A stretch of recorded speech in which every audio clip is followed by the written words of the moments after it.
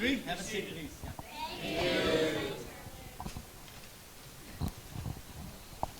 I don't know if this is a microphone or a weapon.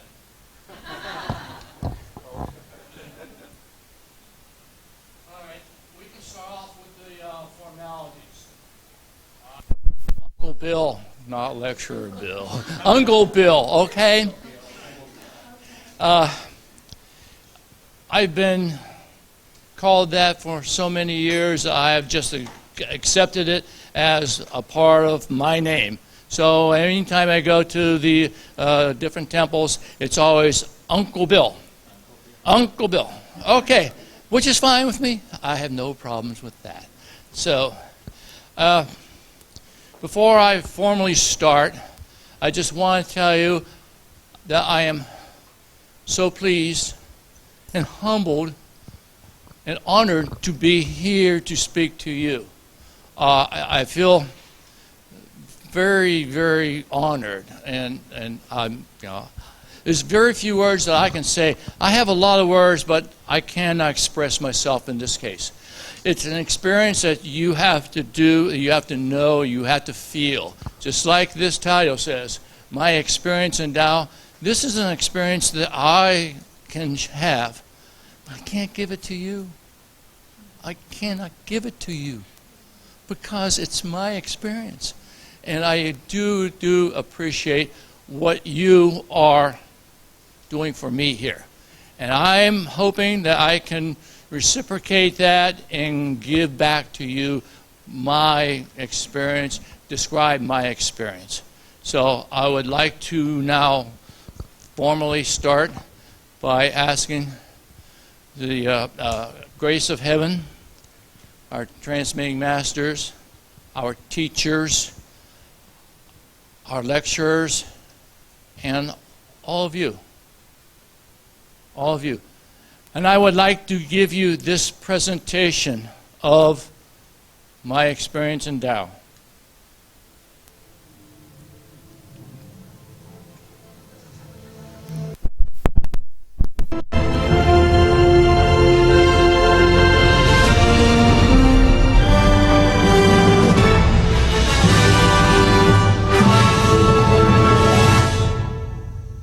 You like that opening, huh? Yeah.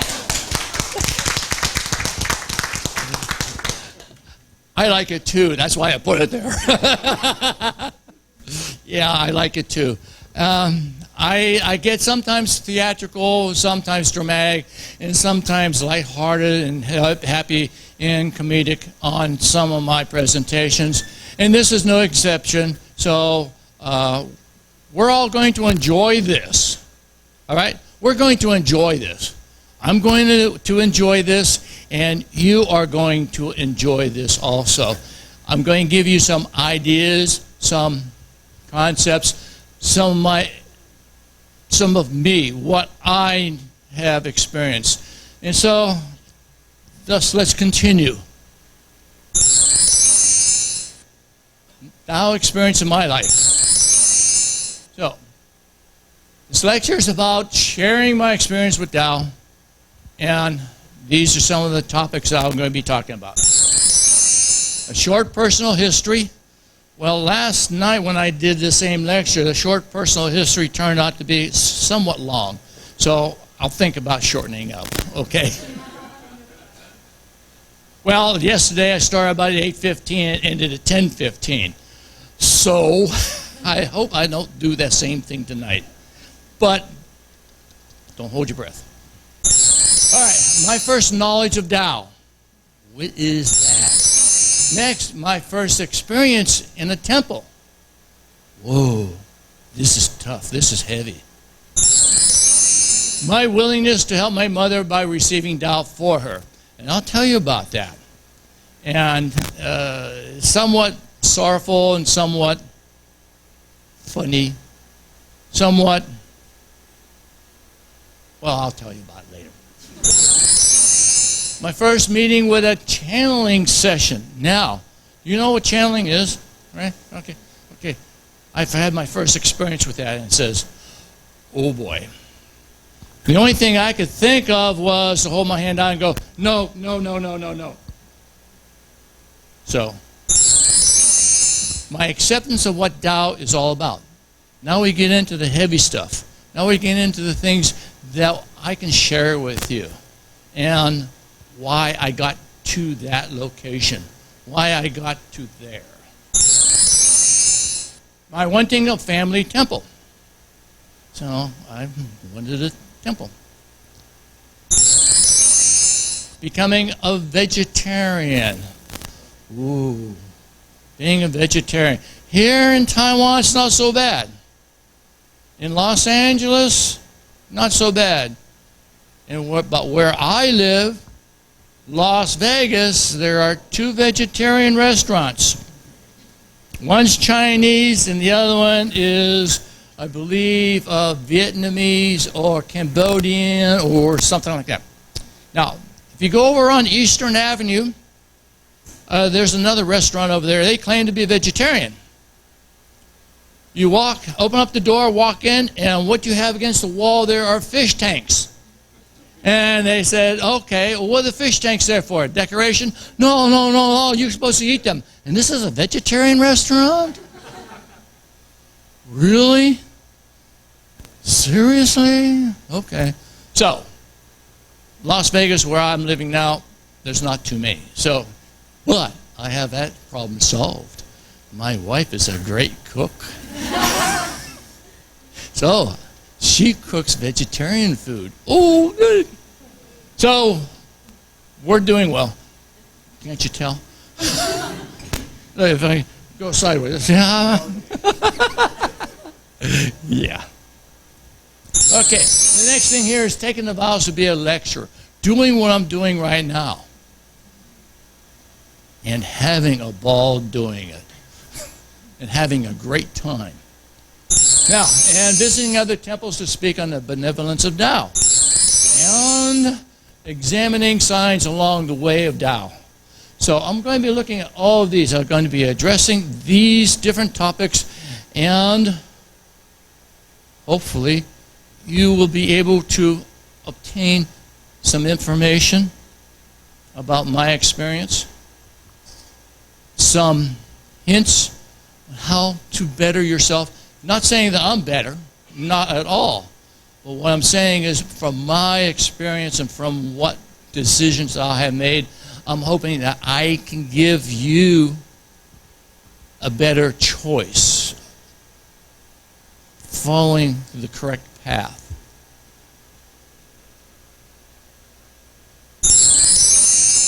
Okay. Now, I wish to share this story with you and its significance. But first of all, I want to give you a little bit of history, right? You have to understand the reasons for me doing what I did prior to receiving the 3 treasures. So, here's what happened. I was born in Pittsburgh, Pennsylvania. It's on the east coast of the United States.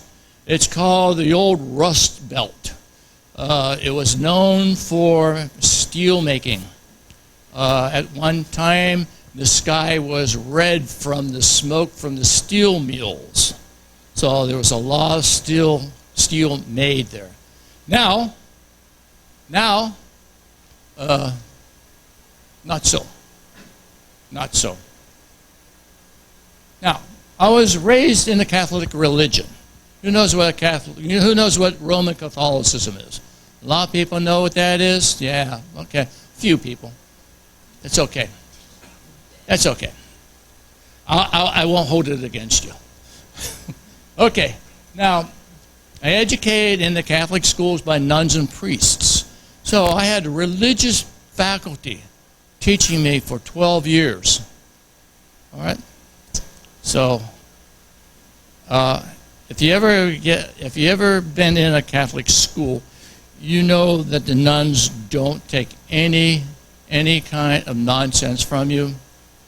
You do what you're told, or else they bring out this yardstick. Okay, or in the case for you, it'd be a meter stick. You know? And it's thick and wide, and the edges are sharp. And they hold it like a samurai sword. And they tell you, ooh, hold out your hand. What did you do wrong? Whack. Oh. I still got the scars from the last time I was in school. Really, but yeah, they take no nonsense. So we had to toe the line with them. We had to make sure that we were good students. Didn't mess around. Did not fool around. Okay. Now I have two younger sisters. I got two younger sisters. And one of them is no longer with us, but the other one still is. Here we go.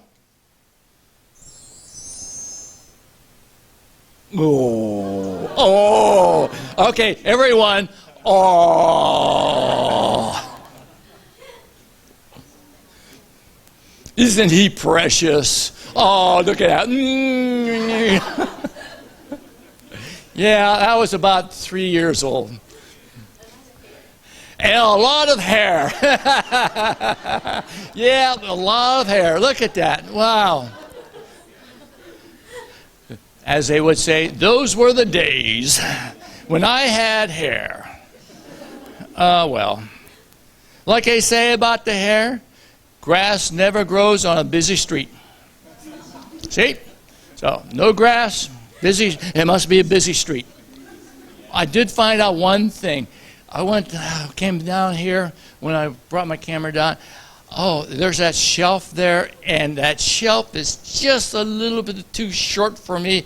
And it's not bleeding anymore, but it was. Oh, clobbered my head right there. And I don't have any hair to cover it up, so. Okay. All right, next. And there. My two sisters. I was 5. The youngest one in between us two is 1. And, okay. One of the, oh, wait, it's supposed to work. There it goes. There it goes. That is my sister Pat, and that's my sister Carolyn. She's 3, and she's 1, and I'm 5. Woo! That picture is over 60 years old. But I'm not going to tell you how much older than 60. You have to guess that one. I'm not going to give it away. So there. Now, these are my parents, my father and my mother. This was about 1940, late 43, early 44. All right, he was getting ready to go overseas to Germany and to,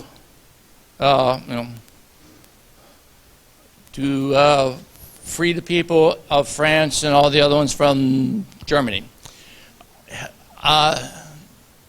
Little secret about this. My father was raised by his parents, or by his grandparents. They came from Hamburg, Germany. They spoke German. They did not speak English. My father's first language was German. So, when they sent him over to Europe, he fell right in with all the German people there. He had no problem. In fact, all the POWs were brought to him, and he would interpret what they said. And most of them would say, "Can I go to America?" And he would say, "You better talk to the big guy. I can't tell you." So, yeah, that's what they would do. They would ask him if they could go to America. Okay, moving right along. Now, like I said, influenced by a predominant German culture. In Pittsburgh, there's a large ethnic group of Germans, and we lived right smack in the middle of them. It was called the Elliott West End area of Pittsburgh. Like I said, my father was raised by his grandmother who only spoke German. Now, my mother was raised by second-generation Germans. They were from Hamburg. My grandfather on my father's side was from Bavaria. They both spoke German, but they couldn't understand each other. They couldn't. Well, one's up there in the north, and the other one's down south. And the difference in the dialect was so great, they couldn't understand each other. So they figured, well, I'll speak English instead. They could understand each other then. But they couldn't understand, they could converse in German, but they could not understand each other because of the diverse dialect. Okay, now, my mother's education was by the German-speaking nuns in the church. Okay, the church that we belonged to, or they belonged to at that time, was all, again, predominantly German. So, they spoke German, so she had to learn a little bit of German. Right after this period of time, the First World War kind of ended, and no more German was allowed to be spoken in the schools. So they went back to English. Now, I was educated, surprisingly enough, in the same school. I was educated in that same school a few years later, and I'm not telling you how many, but a few years later. Same school. Not the same nuns, though. No, but the same school. So,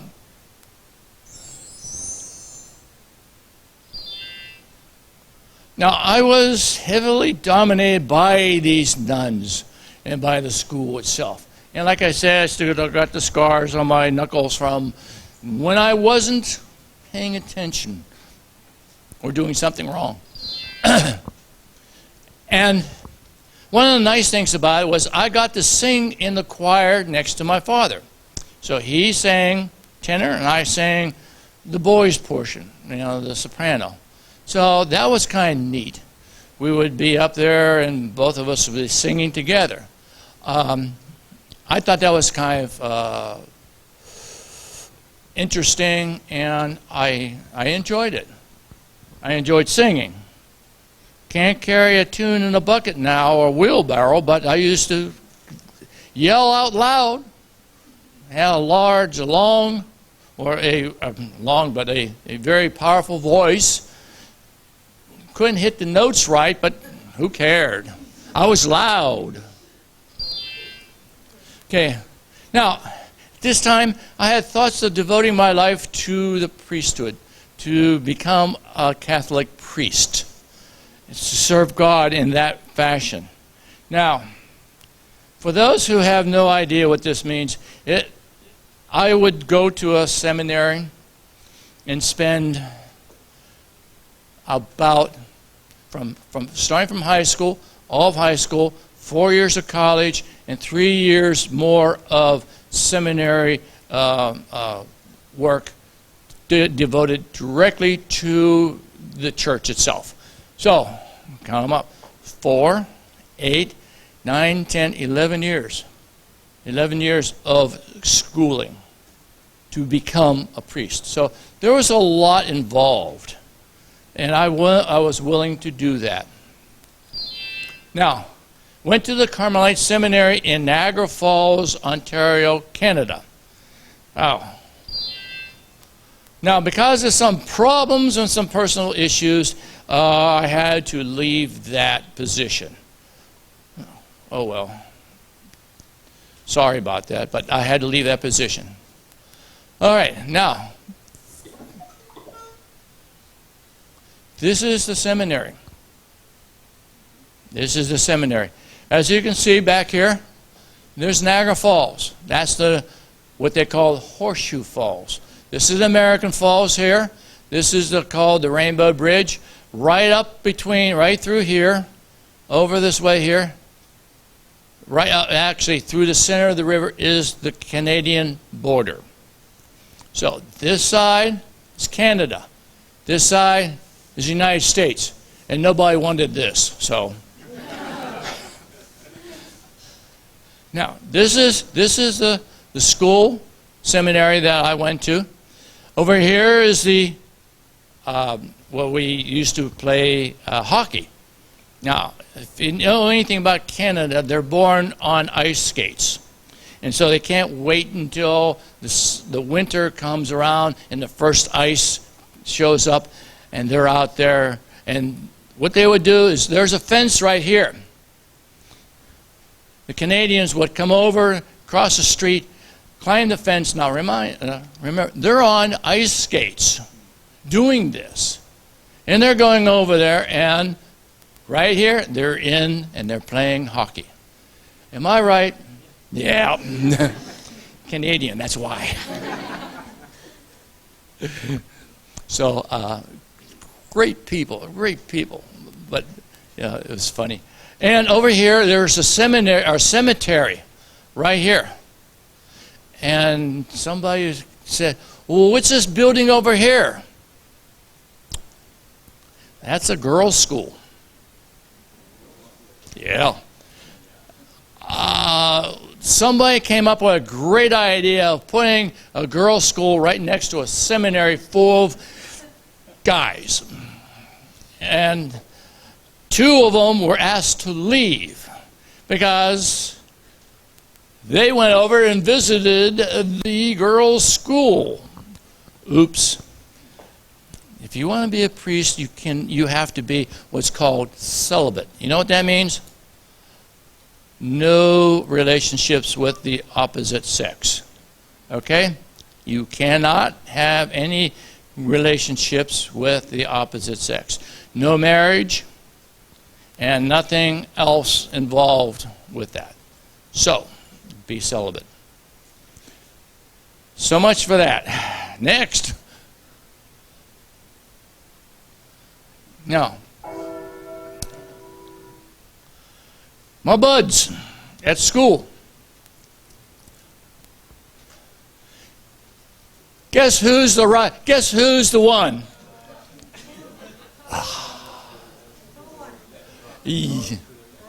Take a guess. Which one am I? Yeah, right here. I was a head taller than everyone else. Go figure that one out. Now, this was in Thanksgiving, which is in the end of November. I went to school up there in September, late August, September. This suit was brand new. It fit just like this one here. See? Nice. Fits nicely. I kind of grew a little, didn't I? I grew about, it must have been about 3 or 4 inches while I was up there. I don't know, maybe it's the Canadian atmosphere. I don't know. But I grew like a weed. Look at that. Look at how. Look at that. And you see how tight that is. Oh, well, okay. So that was me. Again, this was in 1959.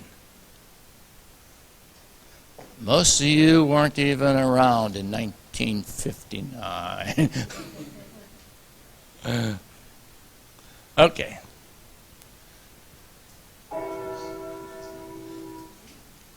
Now, I revisited, I should say, the same seminary. That little alcove right there was where I was situated. This whole area up here was one very large single dormitory. We had bunk beds in there, and I had this alcove right there so I could see out. And what could I see? I saw the Niagara Falls.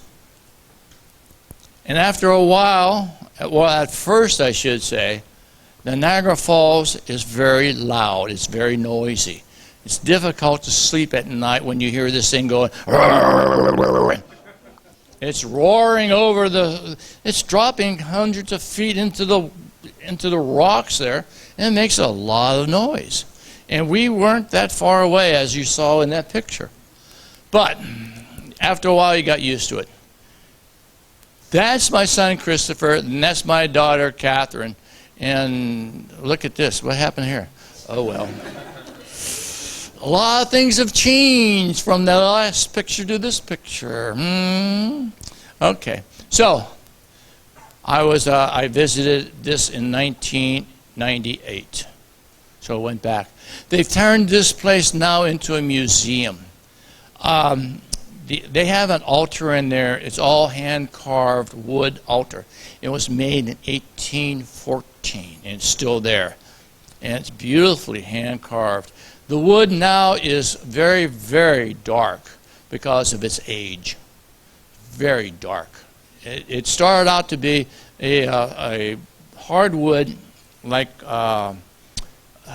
they did not use walnut. They used like a poplar or an oak, but it was aged so much that it has turned almost black.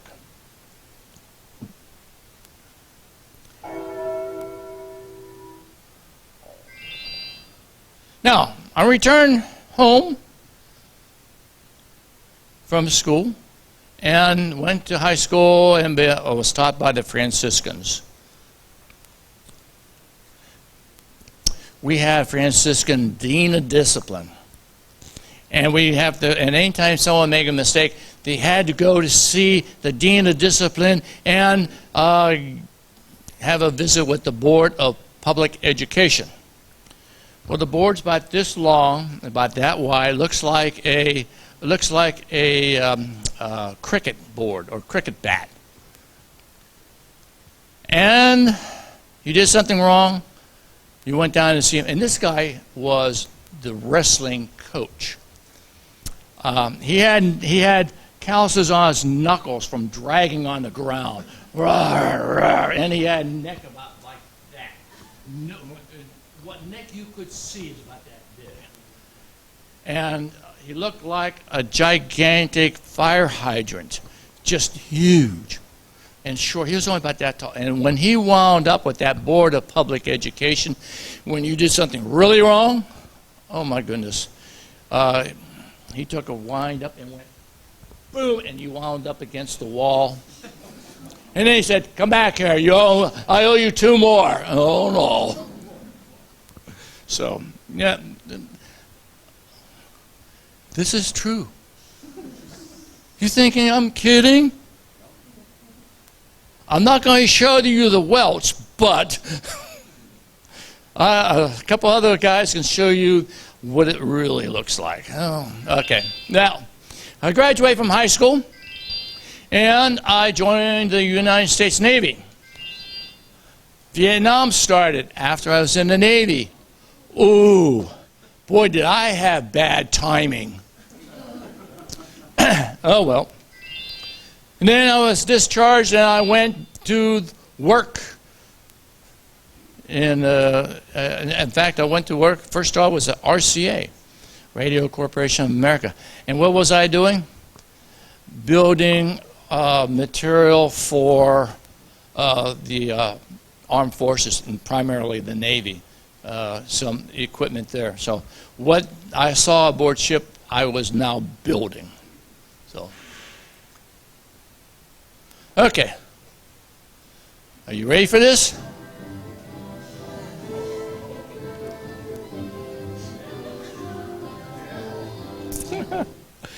All right, there's my high school picture. Look, hair.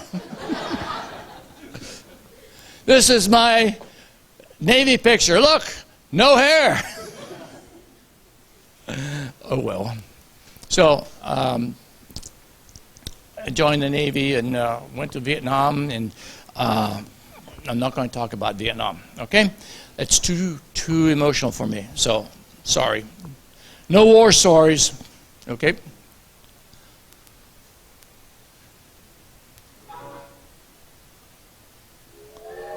All right, important events in my life. Important events to note. Married in 1983. Catherine was born in 1984. We didn't mess around. We got right down to the business. We got right down to business here. Christopher was born in 1986. Yeah. Now, I had first encounters with the Dao Temple. And what happened? I rejected the Tao notion entirely and said, I want nothing to do with this temple. Now, I'm going to tell you something, and I'm going to be repeating this over and over all during this presentation. And that saying is, and what I kept on saying, I have my own religion, I don't need your religion. Okay? Remember that, because I'm going to keep on going over that and over that and over that. You'll remember it after I tell you. So, and that's one of the things, that was my call sign, if you would. I would not accept the Tao because I have my own religion. I don't need yours. So people would think, oh, all right, all right. Now, the temple that I was at had a number of people there, all Chinese. They did not speak much English. My wife, she's from here. I mean, from here, from Taichung. So that's where she was born and raised, right here. So she's from Taichung. And don't ask me where. It's out there someplace. I don't know. It's not in this building. It's out there. It was out in, as we in the United States would call it, it's out in the sticks. Now the sticks is out in the farmlands. Where, I don't know. I visited that once back in 1990, and things have changed since then, so I have no idea where it is. But trust me. So, back to this temple notion. I rejected it because I had my own religion. I did not need theirs. Okay. Now, there. Ooh, everyone's going to say, oh, Grandma, everyone, oh. Now you see why I married her. Look at that beautiful woman. Look at that, huh? Look at that. Guess what? We're both smiling. There must be a reason for it. So that's us. We got married. Okay. Now, what happened? Catherine, 3 days old. Christopher, about 2 months old. So, my daughter now, Catherine, she has her own 3-month-old daughter. Looks just like her. Just like her. Only thing is, my daughter's daughter, her hair is standing straight up. You smooth it down and it pops right back up. Smooth it down, pops back up. You wet it and put it down, it pops back up. Oh well. I envy her too. She's got a beautiful head of hair. And that's Christopher. That's my son. Well, I should say that's our son. Yeah! There they are. My family. My wife in the center, Catherine, and Christopher. High school, and I'm not telling you where I'm going to get that one at. That is not high school, but I don't care. I shot this picture here, and I just fell in love with the way she holds her hand like that. And I want a photograph with you holding your hands like that, because she does this unconsciously. She holds her hands like that, and she's not even aware of it. So, okay. But I want a picture of it like that. So I took a picture like that. And I got these pictures hanging up in our rogues gallery in our house up in the loft. I got about 20 pictures up there now. So, and these 3 are very predominant. Okay.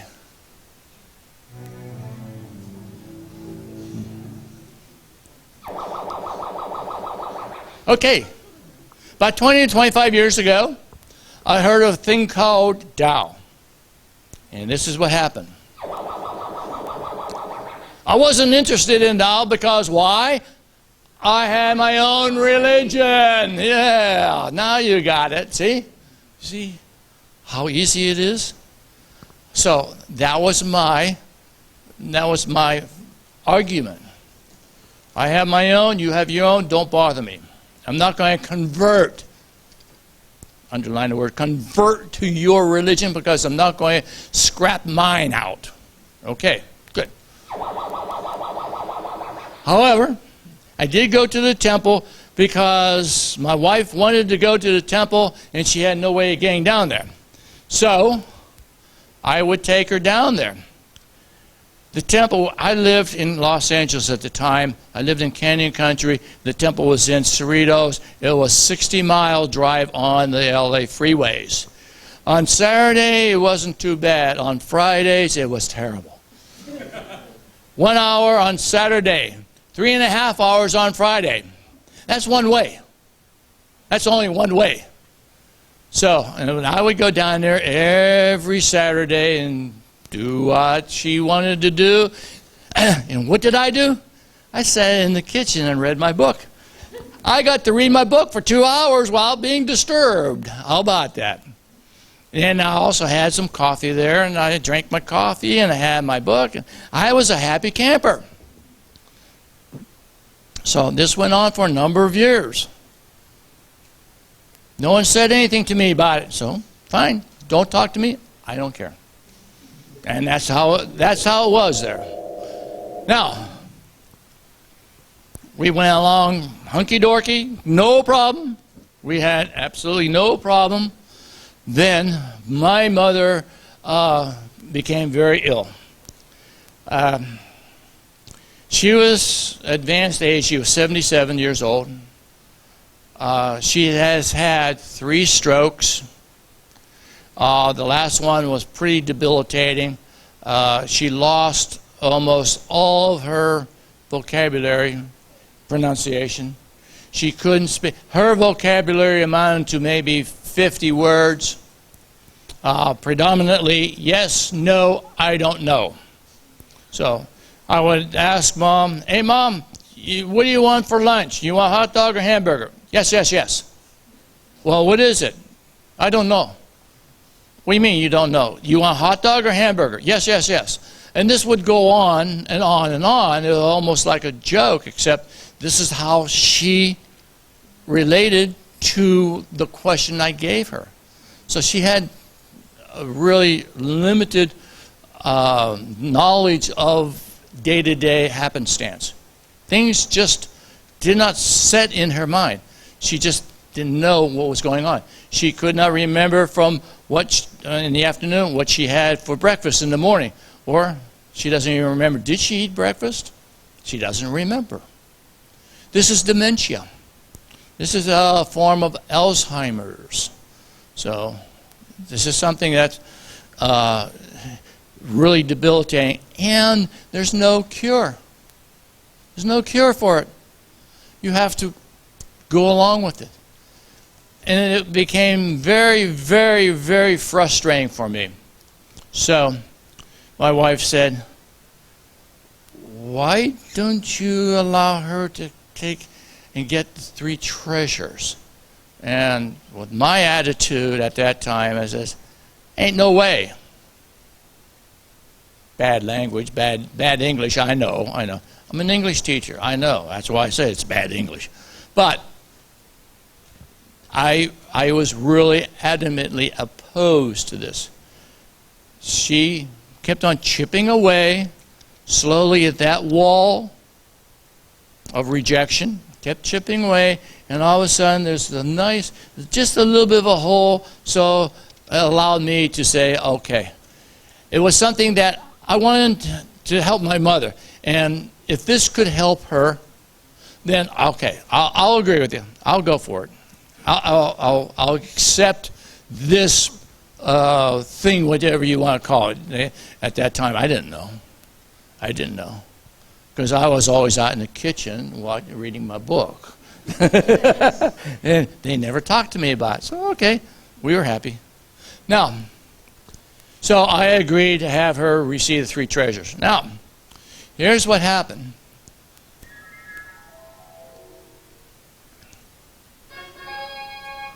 The Dao community, now remember, they were in Cerritos, and I'm up in Canyon Country.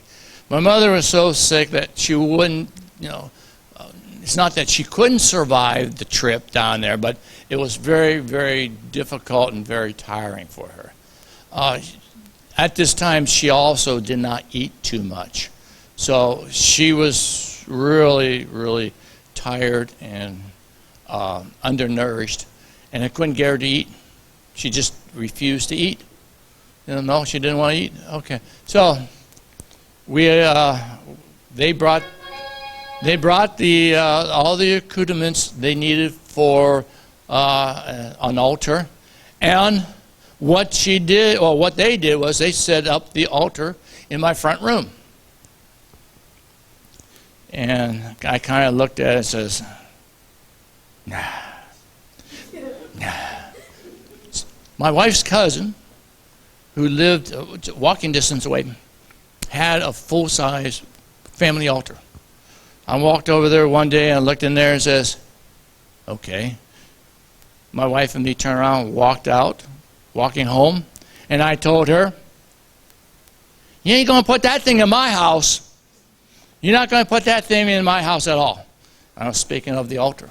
No, I don't want that thing in my house.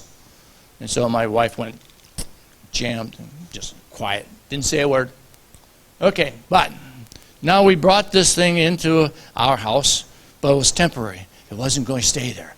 All right, okay, I'll accept that. Now, what happened next?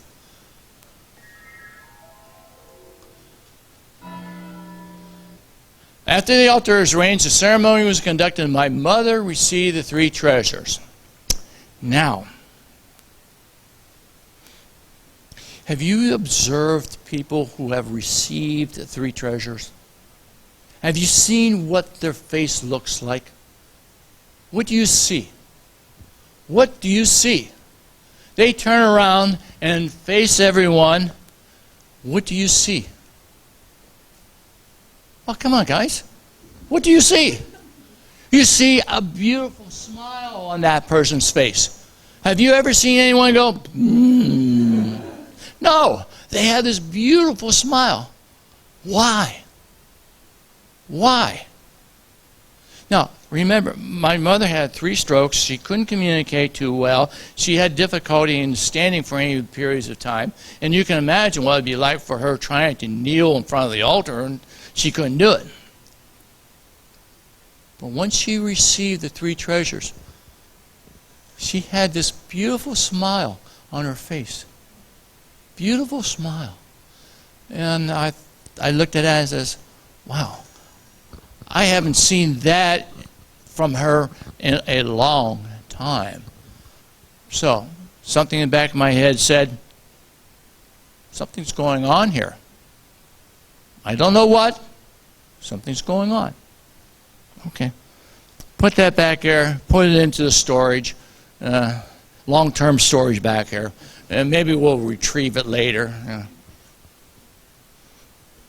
We'll put it into the JK registers back there, so we won't have to worry about it. So, what happened?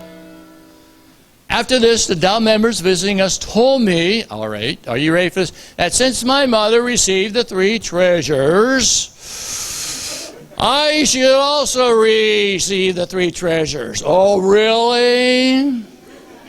Are you serious? And they were. And I says, wait a minute. And they told me, look, the son should receive with the mother, so that the mother can be helped through her receiving the 3 treasures and her son receiving the 3 treasures. So I was totally reluctant about this, and I was opposed to it. And in fact, what I said here was, I thought I was being kind into doing this, but seeing my mother's smile, I gave in and received. Yeah, I thought I was being conned. You know what con means? I'm being tricked. Being tricked. Says, see, I knew I was going to get you the 3 treasures after all. See, yeah. That's what I thought. But if I looked at my mother's face and how she looked. Remember, I had the JK registers back here. I pulled that data back up and I reevaluated that data, and it came back saying, true. It was true. So I accepted. I said, okay, I will do that. I will receive the Tao on that day in my house, April 30th, 1996. Didn't think I remembered that, huh? But I do remember it now, because it was important to me. It was, because it was for my mother.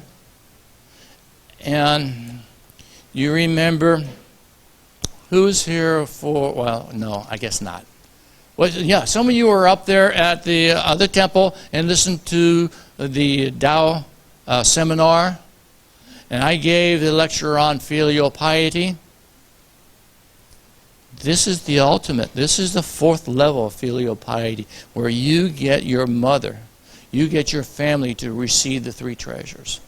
So yeah, it's important. All right. So she lasted for about another 4 months and then crossed over to her reward. All right? No.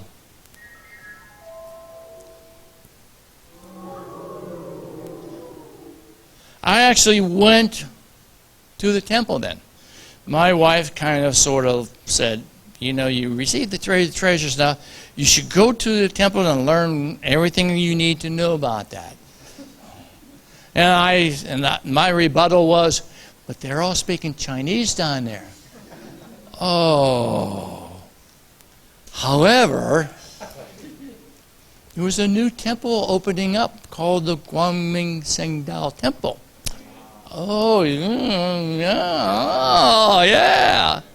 And there is a man over there who is organizing English. Okay, yeah. Now he's transmitting Master Punk. I know him as Peter. And my wife knew him as Peter Pan, because she didn't realize what his last name was, so she called him Peter Pan. All right, now you know who Peter Pan is? Yeah, okay, yeah. And he goes out there and throws around all that magic dust and everything from Tinkerbell. All right, fine. So he was organizing an English monthly meeting. So he had that going. He started that thing. But, like I said, I wasn't convinced that Tao was something special. All right, so here was something. I needed evidence. I needed facts. I needed something to tell me, hey, this is special. I need proof.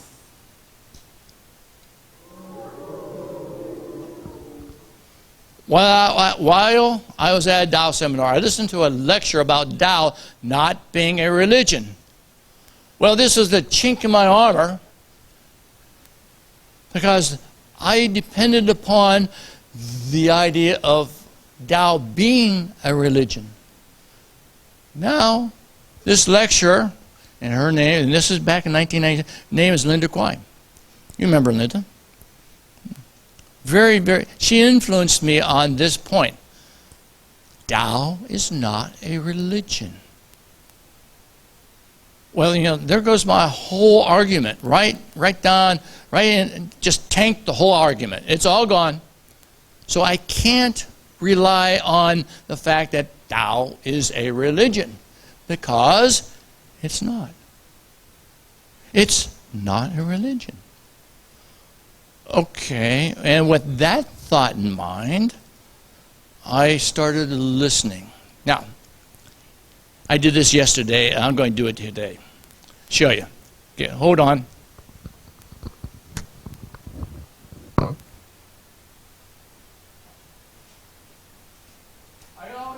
went to the meetings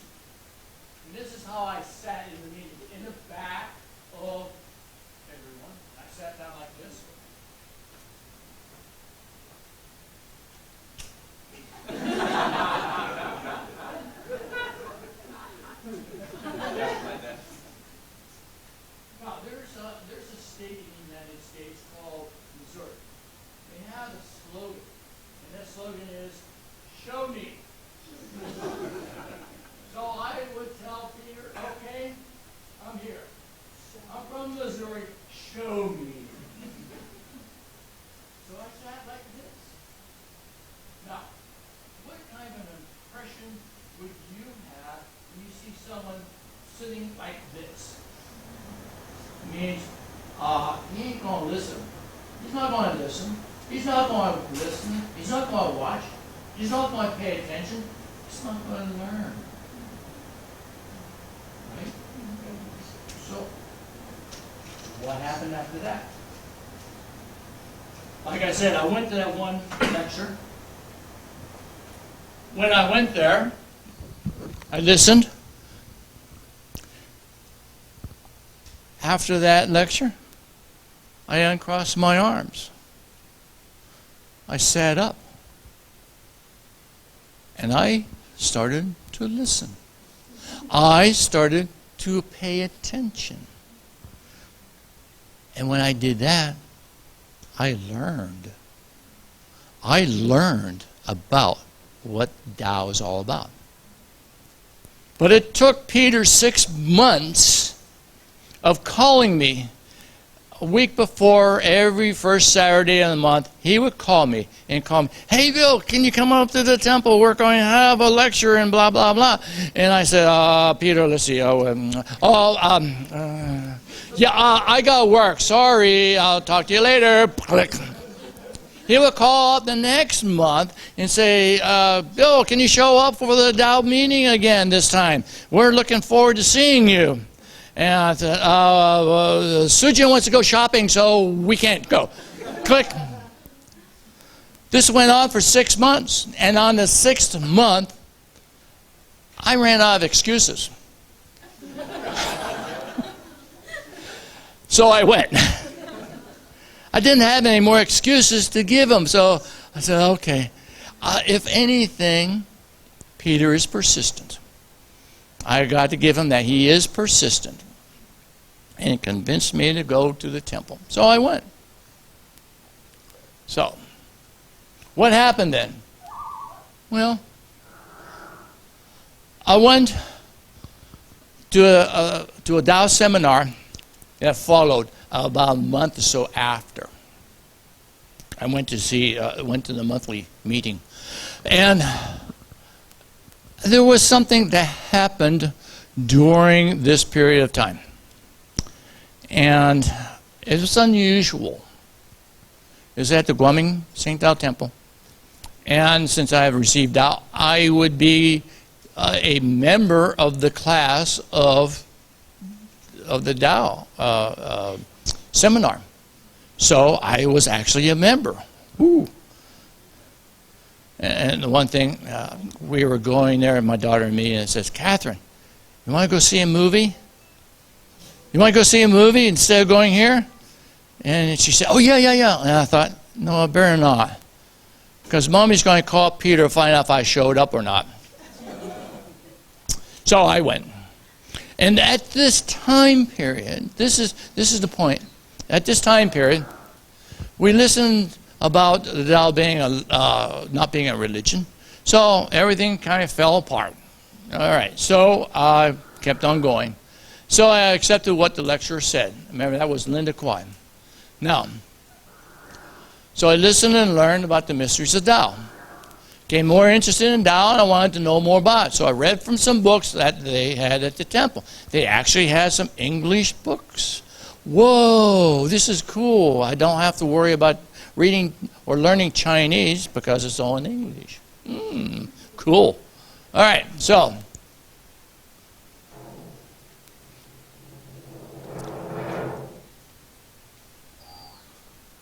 after a few years of attending monthly meetings in Tao seminar, I realized I wanted to become more knowledgeable, yet I did not know what Tao meant to me.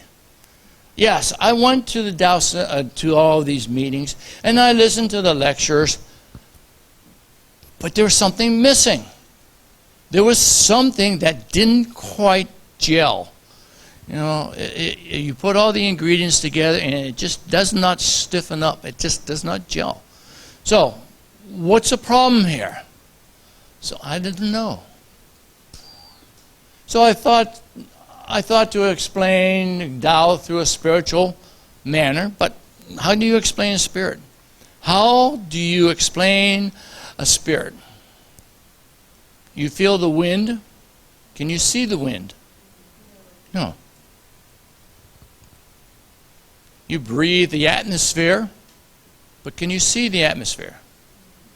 Only in Los Angeles.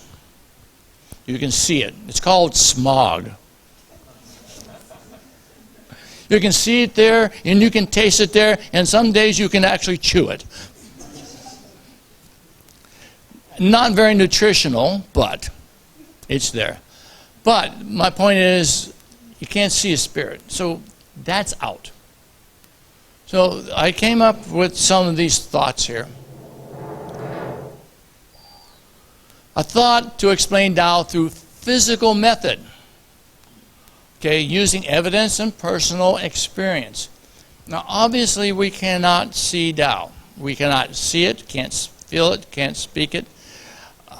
But we can witness the effects that Tao has on other things. We can witness that, can't we? We can use that as evidence, verification of what exists. And if the Tao exists, and if I can verify it, that means that the Tao is true. The Tao is true. So, I tried to do that. I tried to find some evidence of the existence of Tao. Now, here are some examples I can relate, and a little greater detail than what I've already explained. The dates are not in order, and not necessarily do they follow. Okay, they're approximate. Now, here's what happened. One of my first experiences in Tao was in the English Tao seminar in 1996. During this time, we were waiting in the downstairs. Now, in the Guoming Temple, there are two levels. Upstairs, Chinese, and us English speakers are downstairs. Now, we had a period of time where we sort of like, okay, what's happening? Well, something's going on upstairs.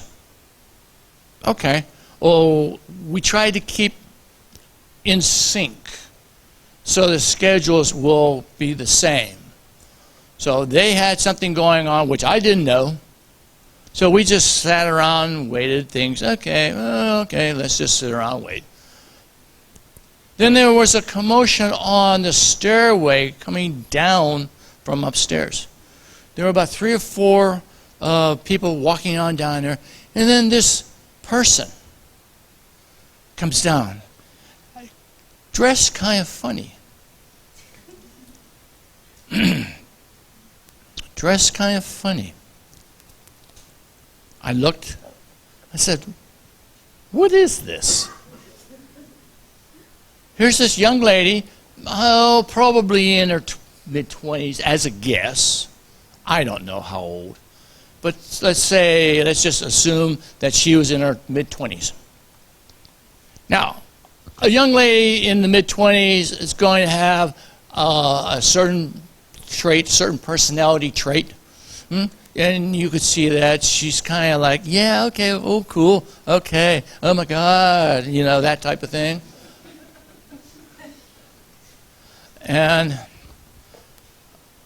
But this young lady didn't. And she had this robe wrapped around her and tied up in front, and she was carrying a fan. I said, the air conditioning's on. What do you need a fan for? Now, remember, this is my rationale at that time. This is the way I looked at it. I said, well, the air conditioning's working just fine. What do you need a fan for? So I didn't know. I had no clue. Because remember, this just started for me. I just received Tao in 1996, and this is at the end of 1996. So I have maybe 7 or 8 months of Dao experience under my belt, which is not a whole lot. So a lot of things were right over my head. So she comes in, and I go over to one of the people and said, "Who's this? Who is this?" She said, and then one of the Chinese Americans said, "Shh, that's Jigong." I said, "That's Ji who?" That's Jigong. And I said, "Oh, okay, I'll take your word for it." And so she come in. Now, she as the person, but the personality and the demeanor and everything was definitely male. You could tell by the way this particular character spoke and acted. Did not act like a female, acted like a male. Ooh, okay. So I'm looking at this and saying, yeah, okay. First thing I thought of was, this is a trick. They're coming down here to fool us. They're coming down here to make fools of us. So, all right. So she comes down, and there's a chair right there. So she sits down in a chair. Now, Gilbert, do you know Arnold? No, I haven't seen the same. What? Have you seen the same with you? Yeah. So, you witnessed this? Yeah. So, Arnold was there also, along with Gilbert. Gilbert kept on standing in the back all the time, though. But so, I was standing in the back also. And Arnold was translating for this person. And talking. And at that time, I had no clue as to what he was saying as far as the Tao is concerned. Okay, so I just sort of like stood back there and said, okay. Again, I'm from Missouri, show me. And all of a sudden, this person was talking and stopped in mid-sentence. And just stopped and looked right at me.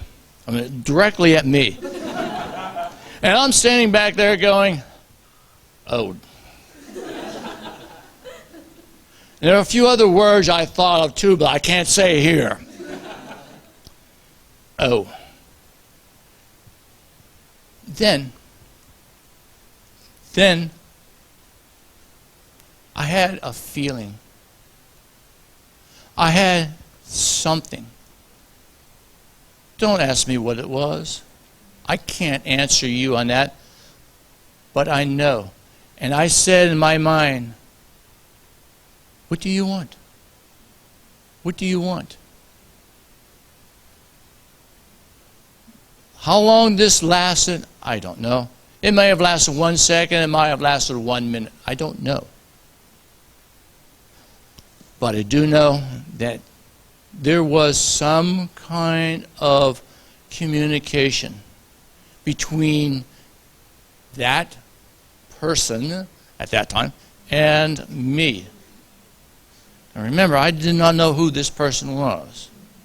All I see was this funny looking robe and this fan going whipping around. And I didn't know.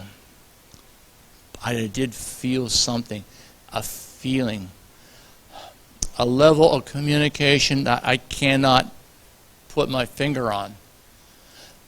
But I do know it was there.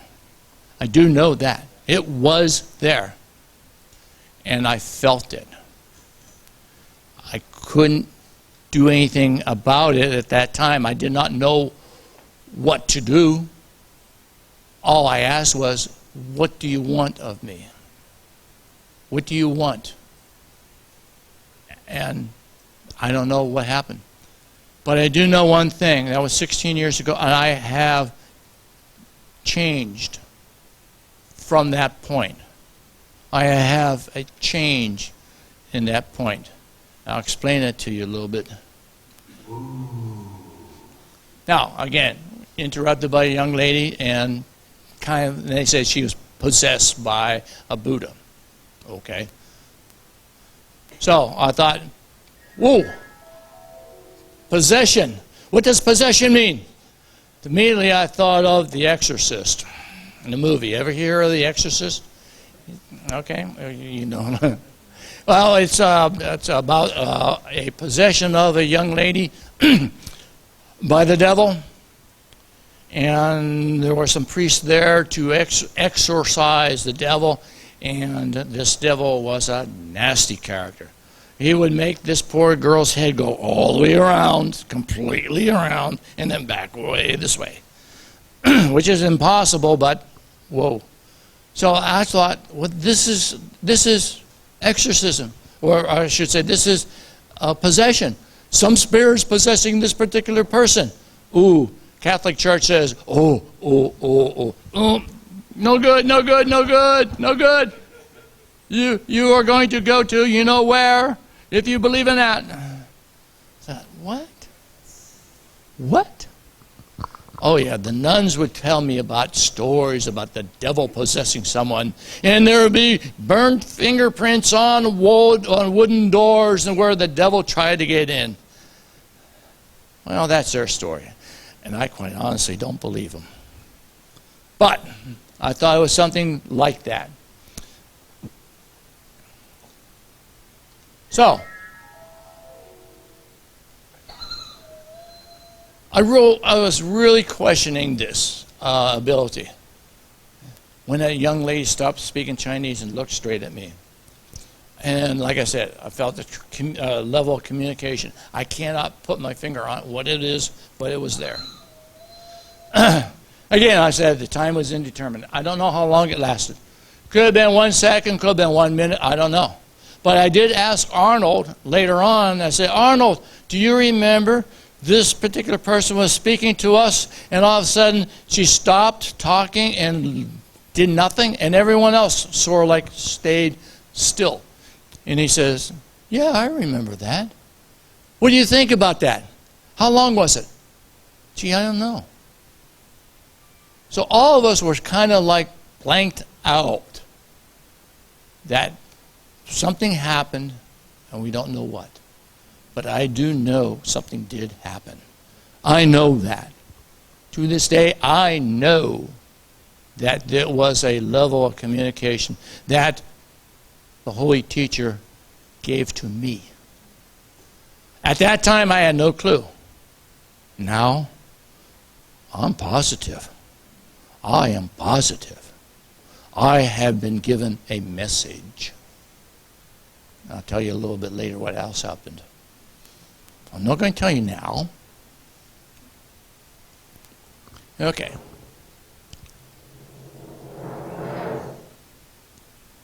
Back here. Now, again, this is my first exposure to channeling. Actually, it wasn't. It was the second exposure. I was down at the Dao Temple, and General Quan showed up. You know who General Quan is? Well, he's the guardian down in the temple down. Was he here? No. In the other temple, in the Boat Temple. He's on the one side. He's the one with all the red on his face. He's got this huge spear, knife, whatever, weapon. Long, large weapon. So I was down there, and he showed up. Someone gave him what looked like a spear. And I was kind of wondering, what is this guy? And he would stomp. I mean, literally. It was some girl, a young lady, who had this persona. And she would stomp around the room. And she would put this thing on, boom, boom. Boom, boom. Oh, come on. Get a life, will you? What is this? Here we go. Oh, the dramatics. Oh, geez. Okay. What's going on here? So that was my first experience. Now, this is the second experience I had. Okay? And again, one thing that was bothering me a little bit was that the Catholic Church says, you do not believe this. This is wrong. This is bad. No. Okay? See? They would tell us, the Catholic Church and the nuns taught us in my early age, they would tell us horror stories about burning, freezing, and other horrid circumstances. So this was a relief to see this event was peaceful and pleasant. It was. It really was. Well, not with General Kwan, but with Qigong. It was very pleasant. There was that communication again between him and me. And that has changed me from that time forward.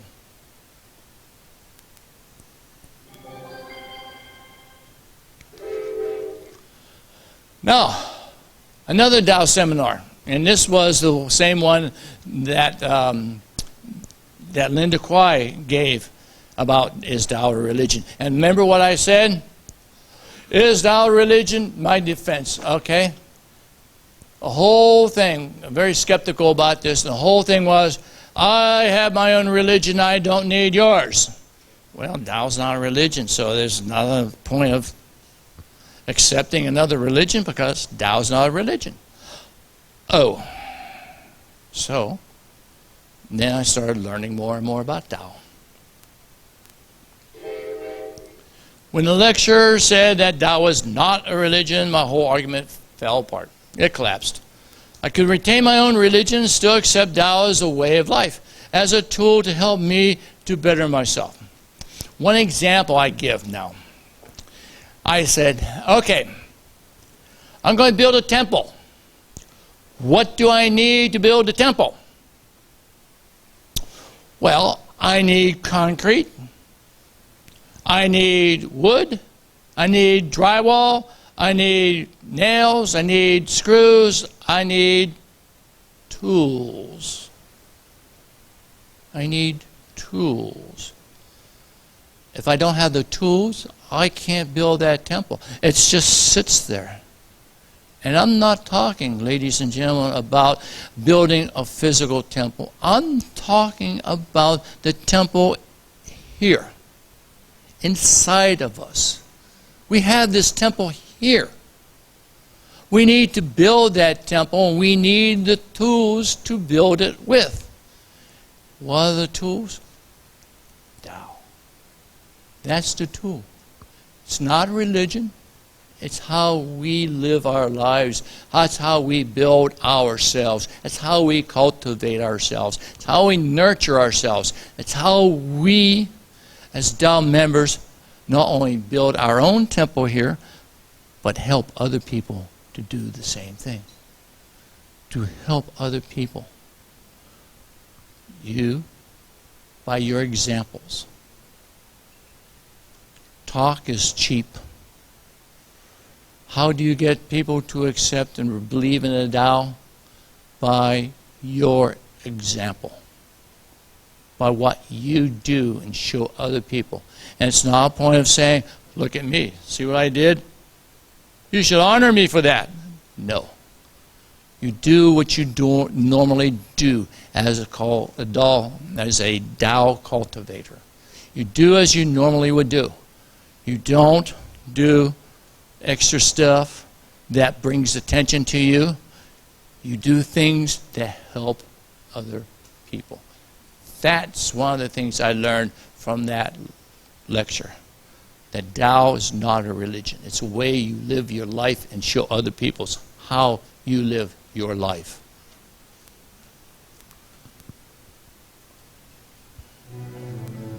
All right.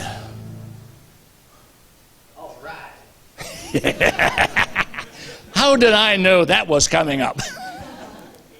Now, my growth in the temple is directly related to the people in the temple, the transmitting masters, the lecturers, and every single Tao Dao cultivator. Every single person in the community, the Dao community, we all can learn from each other. And we can all benefit from each other. That is the Dao. That's how you live a life of the Dao. By sharing with others your thoughts, your experiences, the best that you can. That is what you do to be a better cultivator. So, I learned many, many important things as I matured in the temple. All right. Now, here's one time, after I received the 3 treasures, I was at work. One of my colleagues, after a period of time, he came up to me and says, "You know, Bill?" I said, "Yeah, Mike. You're not such a jerk as you used to be." I said, "What?" "Yeah. You can put whatever word you want in there for jerk. I just happen to use jerk." But he said, "You're not such a jerk as you used to be." What does that mean? He says, "You're a lot easier to work with.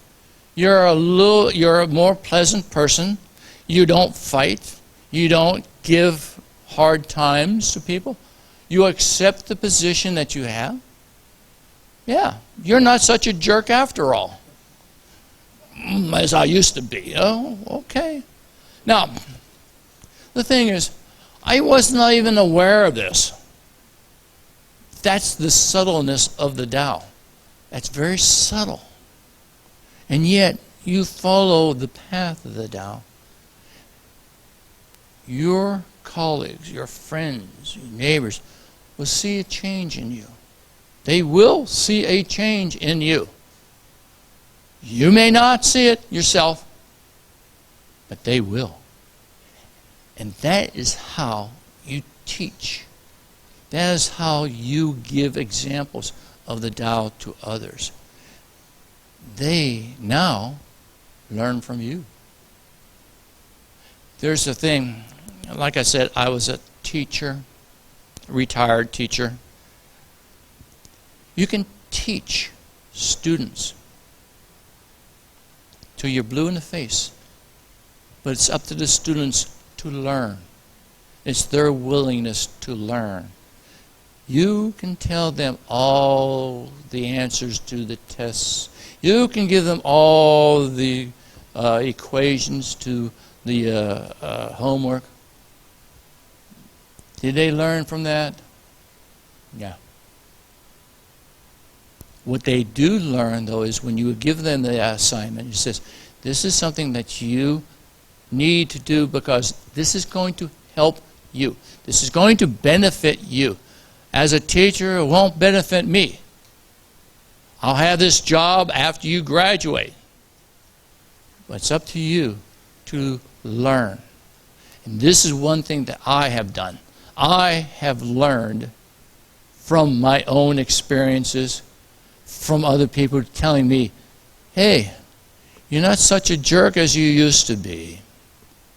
So it does work. Believe me, ladies and gentlemen, now it does work. It does.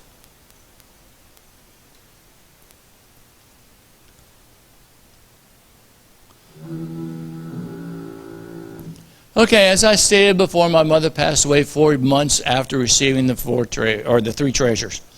Fall of 1996, in a Dharma meeting, I was told by a visiting spirit that my mother was in heaven. Now, the spirit, I don't know the name, but she, as a spirit, would have a basket of flowers and carry it around. You know which spirit you speak? Good. Okay. Right. Now, I understood that this was a rare occasion that she would come to visit a temple. But she showed up and she told me that my mother was indeed in heaven and that she thanked me for allowing her to receive the 3 treasures and for me to receive the 3 treasures also. So, I've learned about that. I have learned about the three treasures and how it does benefit us. Okay. I was happy to know this and consider the decision to receive Dao a good decision, not only for my mother, but for myself. So, it's one of the better decisions that I have made. This just confirms that there is something beyond these 4 dimensions of this universe. 4 dimensions. This way, this way, this way, and the time it takes to do that. So there's something beyond just these 4 dimensions. There's something there that is awe-inspiring. It's something there that we should try and grasp. Now, Impressive. I need to stop and get a drink.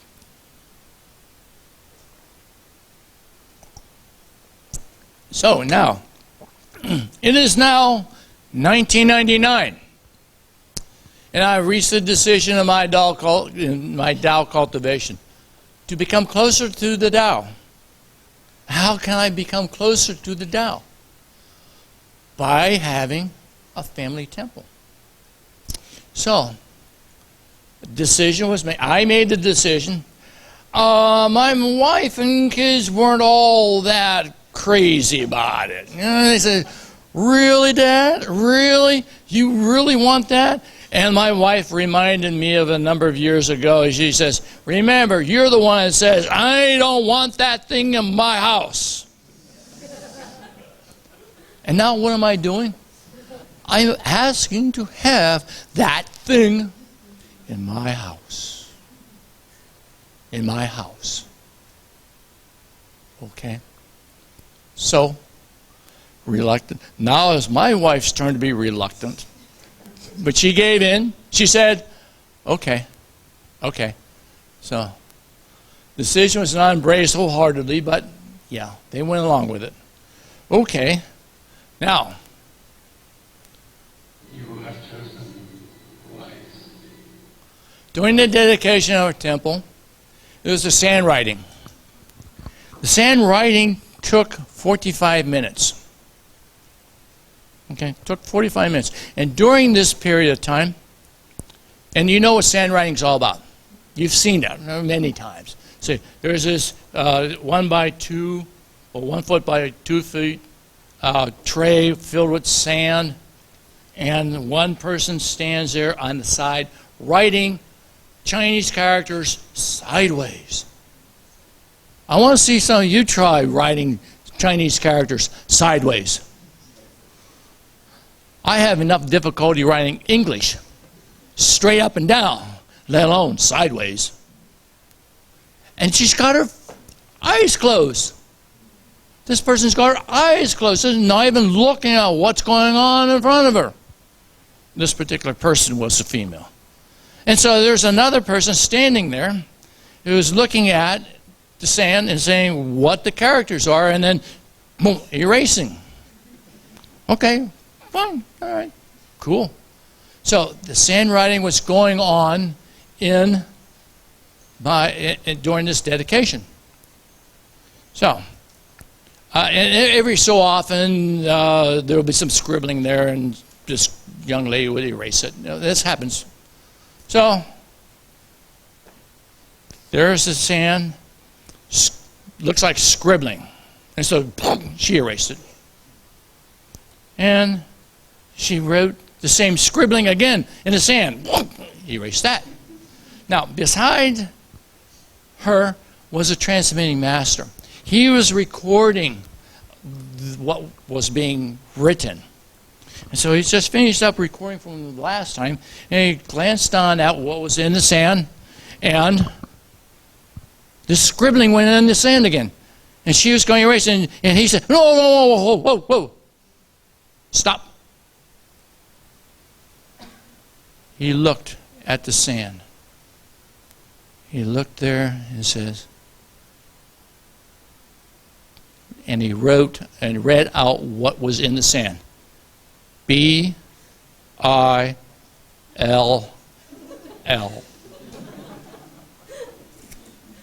That was written in the sand.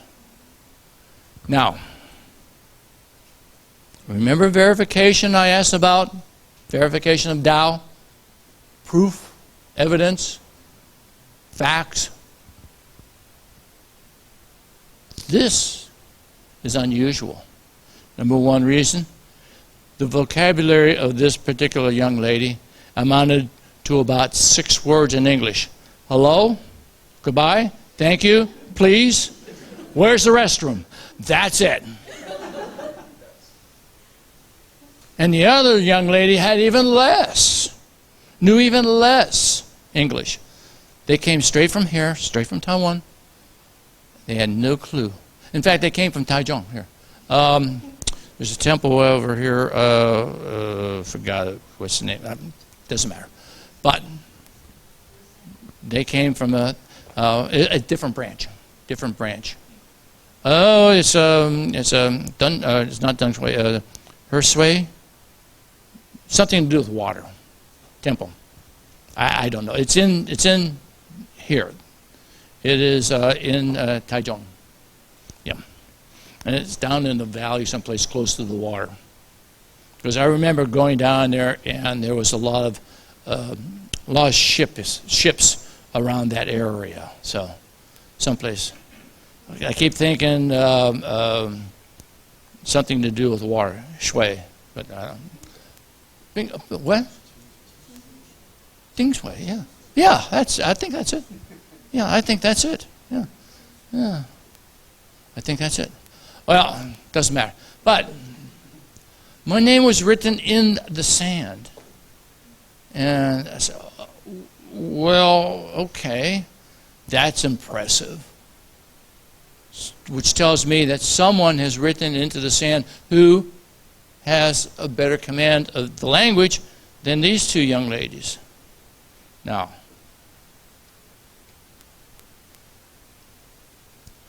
here,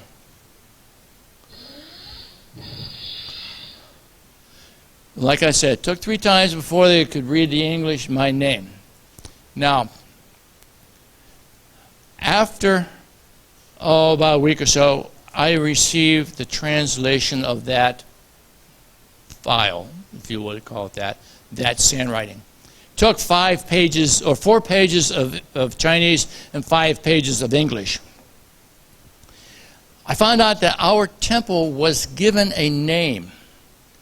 Now, family temples would be called the Bill's Temple or Sujin Temple or the Chin Temple or something like that, right? Our temple was given the name Dao Yin. Dao Yin. Dao Yin Temple, which is,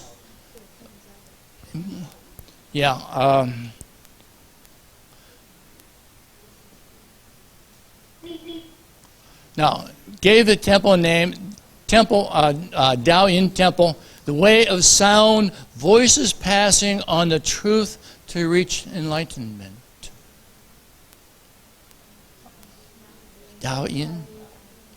I was given that name. Our family altar was given that name. Now, I understood that very, very seldom is there a name given to a family temple. So I was, first of all, astounded by that. And I was, humbled by that. To be given a name.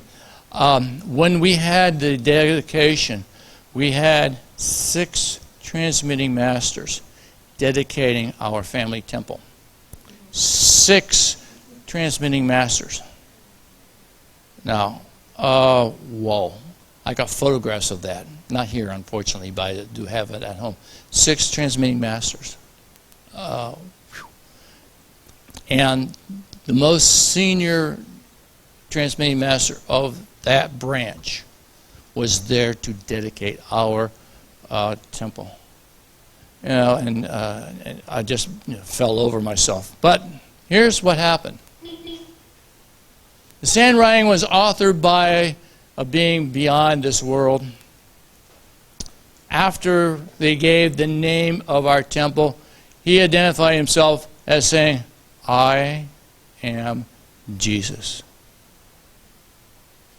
Yeah, that's there. I am Jesus. Now, when I first wanted my altar, I wanted a statue of Jesus on the altar. It's to show East and West have similar goals. The goals of bringing all sentient beings to their final goal, bringing them to heaven, bringing them to their stature, or their merit, bringing them to their happiness. See, like I said, why Jesus? He identified himself as Jesus. Why? Because I have a statue of Jesus on our altar, showing the unity of Eastern traditions and Western philosophy. Uh-oh. I got cursed by the computer bug. Yes. And? It's all in Chinese. I have no idea what's going on there. There. Now, as I said, this is a picture of our altar. There's Jesus right there. No, that's not Jesus. Come on now. That is. Look, no sandals, no beard. See? Jigong, living Buddha. The happy Buddha, Maitreya. Guan Yin Bodhisattva. That's our altar. That's our altar. That's our family altar. So you see the reason why Jesus wrote the sand writing, because of that. So, you wanted verification? There's verification right there. You want proof of the Tao? There it is right there. You don't have to look further. It's right there. This is during the dedication. There's the sand writing right there. Now, here it is, different angle. This is our most senior transmitting master, Master Liu. Me, Arnold. Now, notice this young lady. She's got her eyes closed. She's writing sideways. And see, right there, she's writing sideways. And this young lady is ready to erase those messages. I couldn't get the picture of my name in that sand. It got a little bit too well. You can see how crowded it is around here, so it's kind of tough.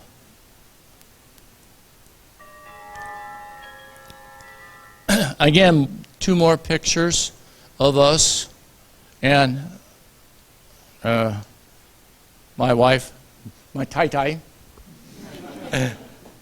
Christopher. Catherine is over here somewhere, and that's me. You can tell me because I'm the one with no hair.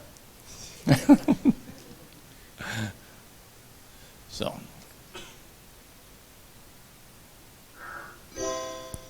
Now, this time, during this consecration, I decided to be a vegetarian. I take the vow of being a vegetarian. I had been a veg head, as I call them, for about a year already. So I asked our transmitting master, I would like to take the vow of being a vegetarian. And she said, sure, no problem. You have been a vegetarian for a year, you have no problem. I do not encourage someone to become a vegetarian right off the cuff or immediately say, oh, I think I'll be a vegetarian. It's a little bit more to it than just that. The enormity of this choice was not appreciated at this time. I didn't know what I was getting into. But I did know that compassion and conservation are the hallmarks of practicing Tao. That's one of the things for a Tao cultivator, to be a vegetarian. Is it required? Is it forced on you? No. Remember, everything's a choice. You have free will. You can decide what you want. You want to be a vegetarian? That's great. If you don't, I will not hold it against you. Not at all. Because it is difficult. It is something that is tough to do. Go out with some of your friends who are not vegetarian. They go to a steakhouse or to some other place that serves nothing but meat. Then you say, oh, come on, let's sit down here. We're going to have a meal. Okay, fine. You sit down there and you look at the menu and says, there's nothing here for me to eat. Oh, I guess I'll have the salad. And so I had the soup and salad. And I had to be careful about the soup because they use chicken broth in the soup. So that's no good either. So I had to fix that. But things like that, yeah, difficult. Insurmountable? No. I can work around it. I have workarounds that. No problem. I chose to be a vegetarian because it will help others. It will help the environment. It will help the living animals that would be normally killed for food. When an animal is killed, they suffer. They suffer enormously. People who are in the business see this and they ignore it because it's making them money. So, all animals suffer. You catch a fish, it suffers. You catch shrimp, it suffers. You kill a cow, it suffers. You kill a pig, it suffers. You kill a chicken or a duck or a turkey, it suffers. Be a vegetarian, then you are not going to have that in your heart. It's not going to be there that you were instrumental in taking another living being and reducing it to food. Besides, I love broccoli. I love broccoli and I love vegetables. And the food that they make downstairs is good. Excellent. It's very good. Excellent. I really enjoyed it. So, moving right along. I made a lot of fun of vegetarians, and I'm one. Even though it's sometimes tough to find places to eat, especially when dining with your non-vegetarian friends. This is what I choose. This is the challenge of the vow. Yet I know and willingly accepted that challenge.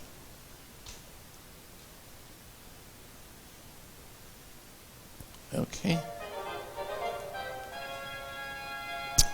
As I cultivated and nurtured the Tao within, I again felt a yearning for more. I felt something. So I asked a transmitting master about the procedure to become a lecturer. Many years ago, as I said, I wanted to become a Catholic priest. Spread the word of God to the people. As a lecturer, I can do the same thing. I can spread the word of Tao to others, and they learn. Now, for all you math majors, I'm going to write up something here.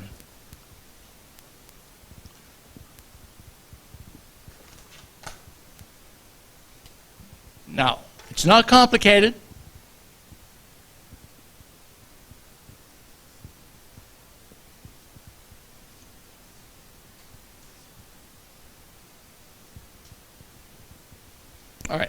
Math majors, tell me, what is this? Wait a minute. Are you math majors? It's an equation. And in an equation, what is on the left side of the equal side, or the equal sign, is the same on this side. What's here is the same thing here, maybe in a different form. Give you another example. 1 plus 1 equals... Perfect example of an equation. There is another perfect example of an equation. Right there. God equals Tao. And I can reverse that and say Tao equals God. And what do I do now?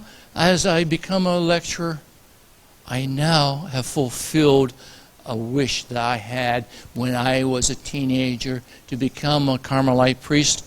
Now, I can spread the word of Tao to all, to you, to other people. And by doing that, I can help you learn. Not me teaching you, but help you to learn through my experience the message of Tao. Understand the Tao through experience. That's why I wanted to be a lecturer.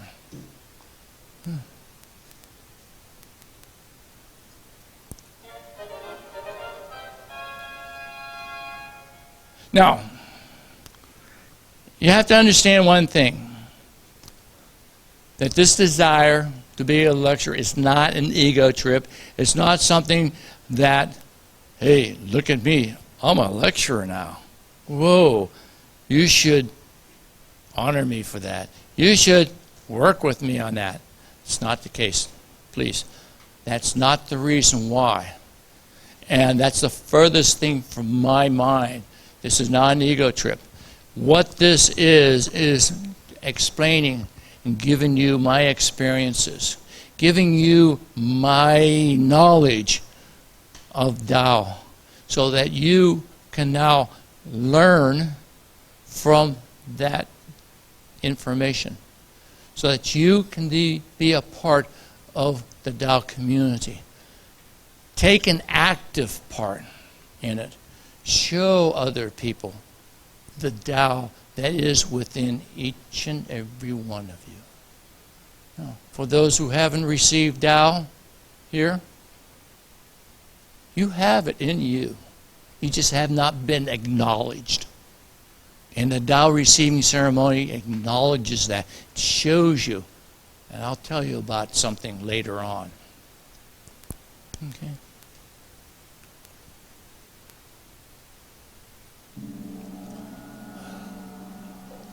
I'm now I'm being invited to other temples to speak of the Tao, the benevolence and merits of Tao. Been to a lot of different states and given many lectures and helping people understand Tao and how they can live their lives following Tao.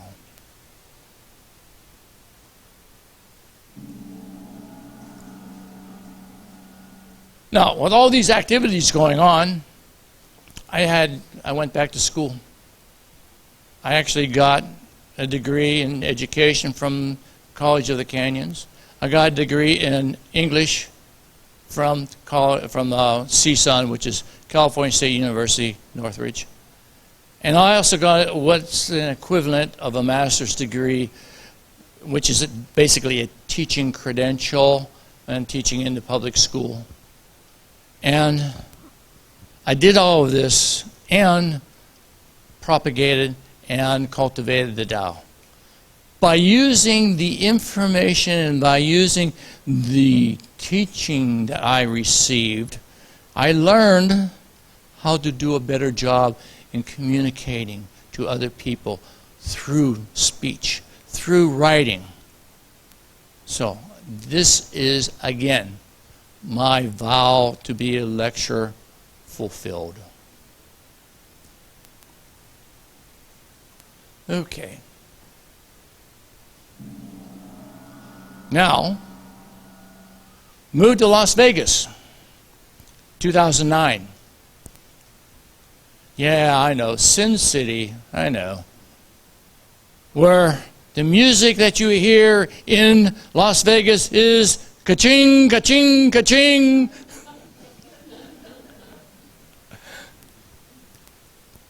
Now, since we moved there, we moved our altar too. And so I asked our transmitting master, would you please reconsecrate, rededicate our altar in a new location? And she said, oh yeah, I'll do that, sure. Actually, it gave her an excuse to come to Las Vegas to go ka-ching, ka-ching, ka-ching. Actually, she didn't, but she came up and she brought a channeling medium with her. And during this dedication, the channeling medium gave us a revelation. The revelation is the Boat of Dao. Take the Boat of Dao, ride it, go, and bring others with you on it. Now, you won't see this anyplace else other than in my family altar. This is what it looks like.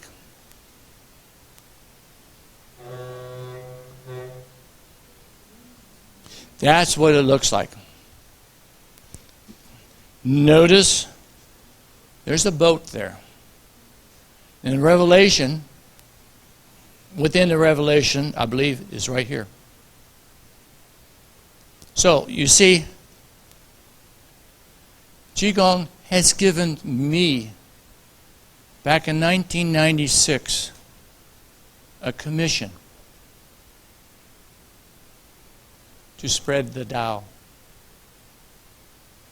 to help other people understand the Tao, to give people the examples of what I have here, to show them how they can be a part of this thing we call Tao.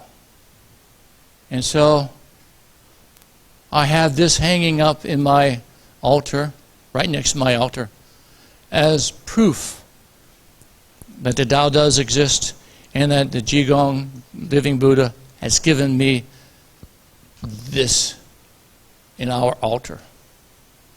I feel privileged. I really do, because my transmitting master, we went to see Master Han's residence,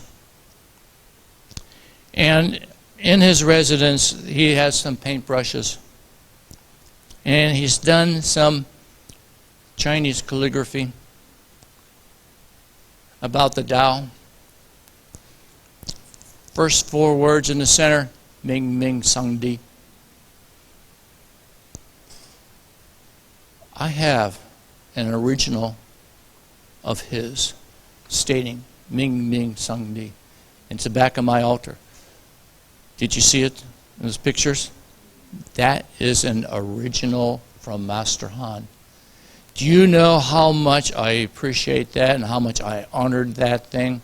Because I have something from him. I had the opportunity one time to meet him and I turned it down. And from that day forward, I had been kicking myself for doing exactly that. What was I doing? He went to the Daoi temple. My wife was there. All the people were there. They had group pictures. And what was I doing? Drinking coffee out in my car, reading a book. How utterly arrogant and proud and stupid I was at that time, because I didn't know anything about him. I could care less. But now, I wish I was there. I really did. I wish I had met him and shook his hand and become a part of his quest to cultivate and spread and propagate the Tao. So, This is one example of it right there. Using the Boat of Dao to help others to cross the river to the promised land. So, these are some of the places that I've been lecturing at. And I mean, not just to attend, but to do lecturing. Miami, Florida, Oklahoma City, Memphis. Oops, come back here. Memphis.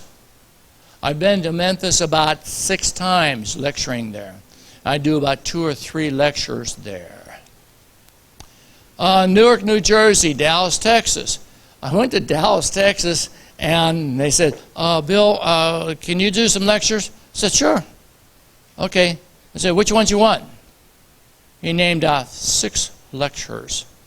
So they wanted me to do 6 presentations in 2 days. It says, okay.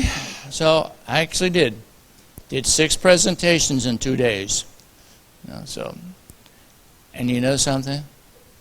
I was so pleased and happy and honored to do that. I felt great because I was able to tell other people about the Tao. And this is one of the few times where the English speakers outnumbered the Chinese 4-1. There were more English speakers than Chinese. There were 4 Chinese and there were 16 English speakers. Now that's unusual. And they were all not Chinese. They had some from the United States, from Cambodia, from Nepal, India. Had a number. They were students, and they came over, and some of them received the 3 treasures right there. So, and I was a part of that. Now, don't forget now Charlotte, and now I go to Los Angeles.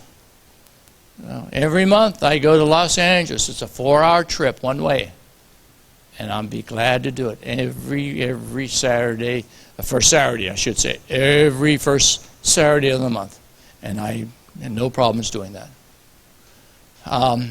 And I've spoken in Taiwan, a local temple, done this way. And now I can add this place to my list. And the temple in Japan, in Niigata, because that's where I came from before I got here. I was up in a Dao seminar in Niigata. And I gave 3 lectures up there. This was one of them. And I gave 2 others. It was a person received 3 treasures, and I gave them a explanation of the 3 treasures, the review of 3 treasures, and I gave a lecture on Filial Piety, the same one I gave to you or to the other temple last Dao seminar in December. But if you need me, I will be there. I'm not advertising this. It's a commitment that I'll make to anyone, any temple. You need me, I'll be there. You want me to speak for or speak in your temple, I'll be there. Okay? Like I said, in June, I have 4 weeks in June, and all 4 weeks I will be traveling. The last week is North Carolina, Charlotte, and the other ones are in California, Los Angeles. 2 different temples there. So, busy. All right. Oklahoma City. Sand riding again.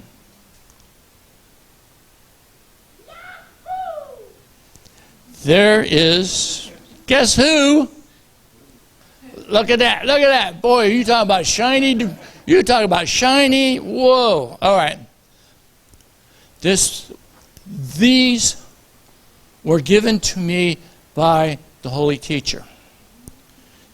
He gave me the pineapple and the 2 bananas. Now, what's the shape of a banana? Boat. A boat. See, here we go. We got coming around full circle. Full circle, a boat. Now, more Memphis. And here's a young lady here who is being Jigong, talking to us. Transmitting Master Chu, Henry Chu, and his brother John. And this young lady here is from New York. I'll tell you about her in a little bit. Newark, New Jersey. Dao Seminar and Family Temple.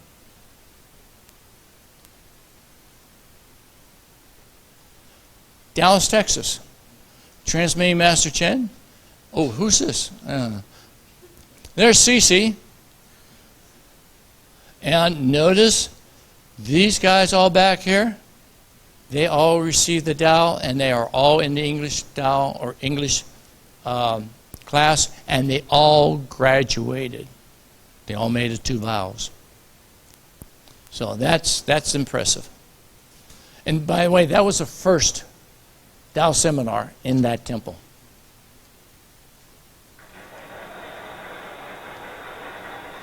That's Charlotte. There's Master Peng right there. You don't see the other guy there because I'm the one taking the picture. That's why. So this is Charlotte.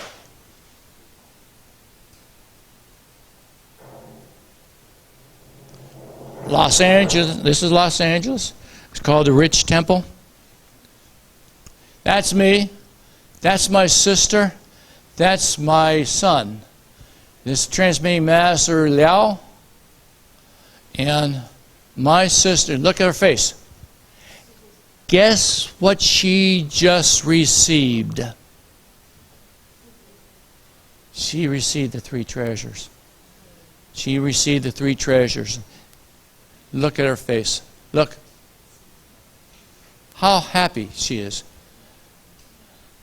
She came down to visit us in Las Vegas, jumped in my car and says, okay, Pat, we're going to Los Angeles. You're going to receive the 3 treasures.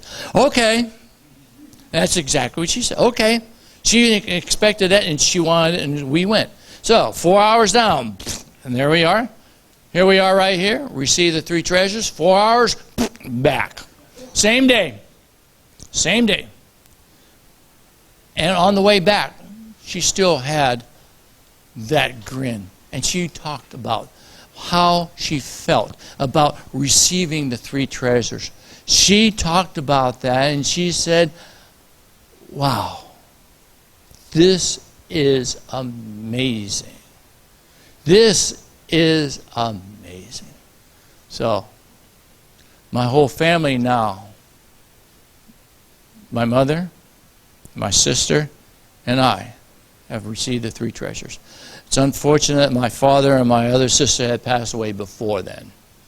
But I can't do much about that right now. And Los Angeles at the temple in Baldwin Hills. I forgot that.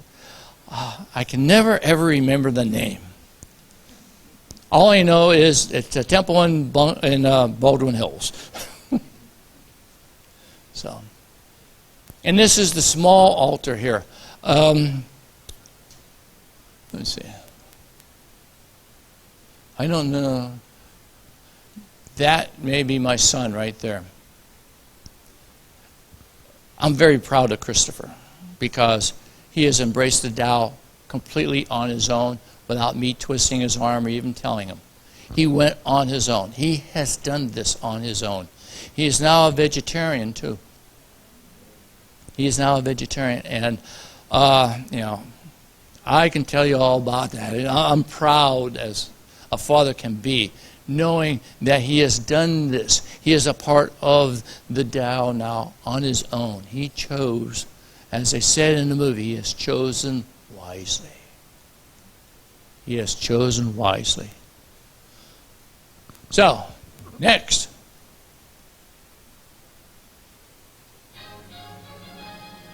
Whoa! Where's that at? Well, uh-oh. Damn, gone there. It's a competition now between us. It's a competition between who has the most hair or who has the least hair. I think I have less than he does. That's okay. That's all right. And there's Joseph. Eric, are you right? No, where are you, Eric? You're here. You're here something. There you are, right there. I see you. Okay. This was last December. And I was completely and totally honored to speak at their Dao seminar. And I spoke on filial piety. It's a very emotional and very important topic to speak of, the presentation. And I also gave what I told you about my mother, that's also in there too, in case you didn't know that. But she is in there. All right. And yeah. My experiences with Dao have left an everlasting impression with me. Things like this, just wow. I've seen things that are astounding, as I have indicated in previous slides. Now, I'm going to share a couple of occurrences, a couple of incidences that sort of like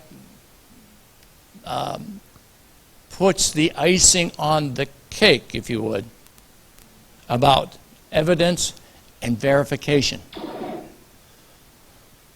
We were at a temple when the Holy Teacher visited us. He turned to my wife, and he quietly said to her, "Do not spank your children." You know something? I didn't even know that. She never told me anything. But the teacher knew, and he told us. He told her, "Don't spank your children." Well, now that was, whoa, okay. That was impressive. She never told that, and she promised never ever to spank them again, and she never did. Again, verification. We again were at a temple listening to a visiting lecturer from Taiwan. Now, speaking of evidence in three treasures, and it's still being done today because my mother-in-law has had this done. But at one time they would bury the deceased, and then they would, after a certain period of time, exhume them, bring them out and put them into large canisters, and then put them into a mausoleum. Well, they did this to this particular person. Well, his parents and about 5 other people.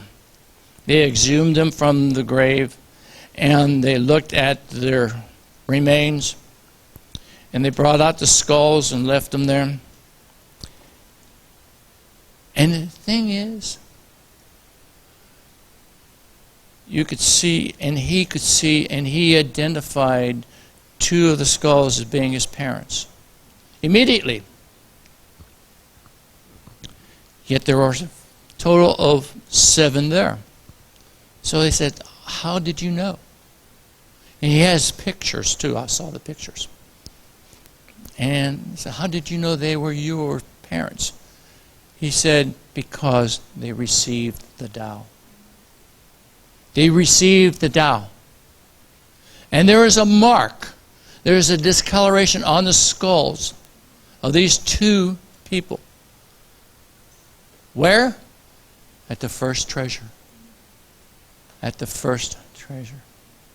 There was a discoloration there. The other 5 did not have it. Why? They did not receive Tao. But these two did. Verification, evidence, proof that the Tao does exist. Okay? On each of his parents' skulls was a mark, the discoloration at the exact location of the first treasure.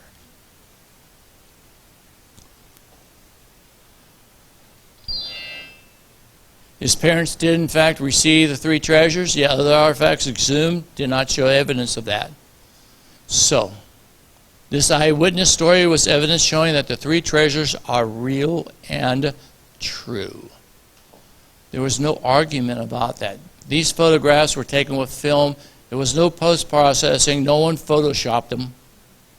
It was not photoshopped at all. This is film.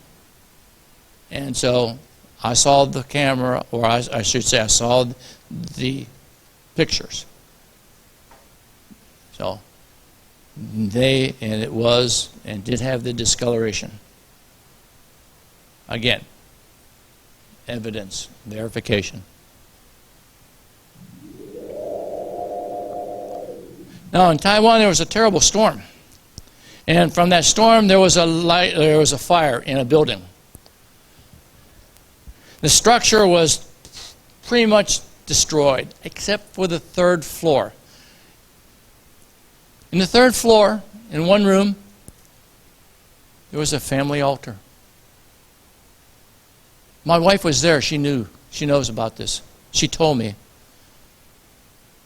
The whole building was pretty much destroyed, except for the third floor where there was a family altar. Nothing was hurt. Nothing was damaged in that room. Nothing. I mean, they had people go in there and look at that and says, "This is amazing." No, this is not amazing. This is Tao. This is Tao. So things like that. Verification, evidence, proof.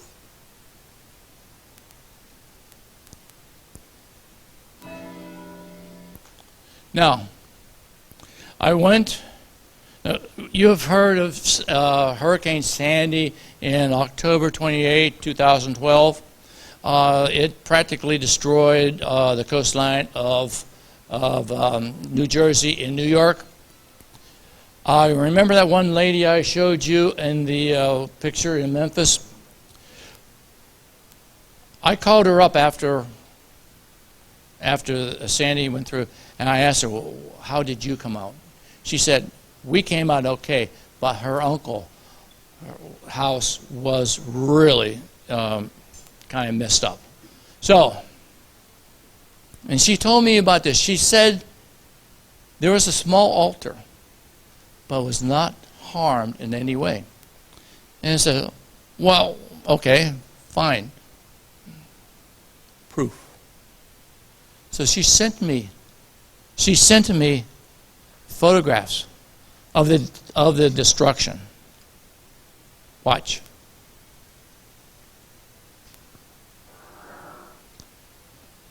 This is what the house looked like.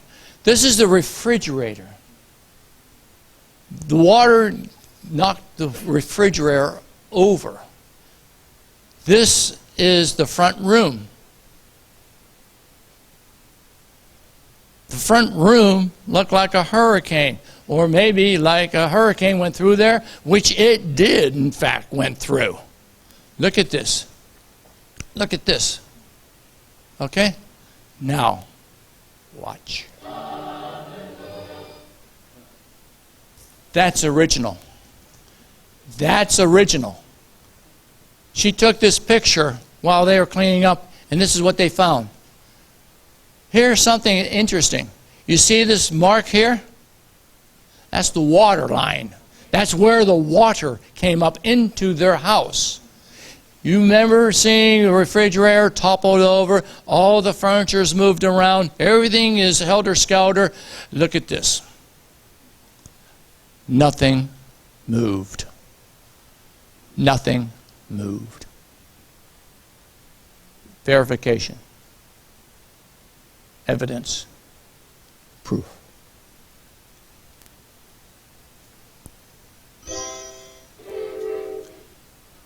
Now, Master Peng now, but we're known as Peter and his wife Grace, bought a house across the street from us. So, they bought a house, and one day they came over when they were visiting, and we went through morning ritual there. And later on, we asked them over for, during this period of time, we had them over for breakfast. The incense then burnt down. We went out and looked, I went out and looked and I said, Peter, look at this. And this is what it had. This is what was shown. Notice this. Peter explained it as being, this is my house, this is his house, and we have a bridge between. We have a bridge between our houses. He has an altar in his, I have an altar in mine. So, we work together now. I'm leaving tomorrow to go back home. So, I get home. Once I get home tomorrow night, Los Angeles time, which will be Saturday here, I will stay at my son's apartment overnight, and then I will drive back to Las Vegas, 4 hours, where I will get there and I will sit down and I will write another lecture because Peter is there in his house, and I will give a lecture there on Sunday. So, I'm a busy camper here. So, but with something like this showing, you can't help but know that this has to be something beyond just the 4 dimensions. This has got to be something beyond just what we see, hear, smell, feel, and see. It's beyond that. So,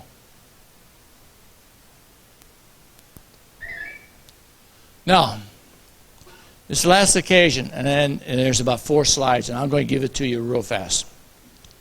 Remember that Hurricane Sandy?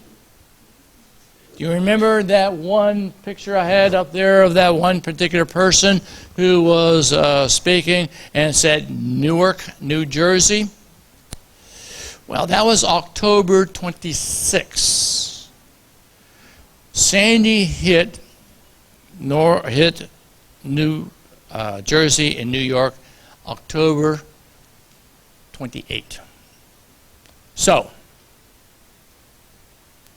we finished up the Dao seminar there, and they said, well, okay, why don't you get ready so we'll just take you to the airport early. I said, okay. I was ready, I packed up my stuff. Gentleman took me to the airport. I got through all the nonsense with the security, and boom, went in there. Went down to the gate. And there was a sign on the gate that said, this flight is canceled.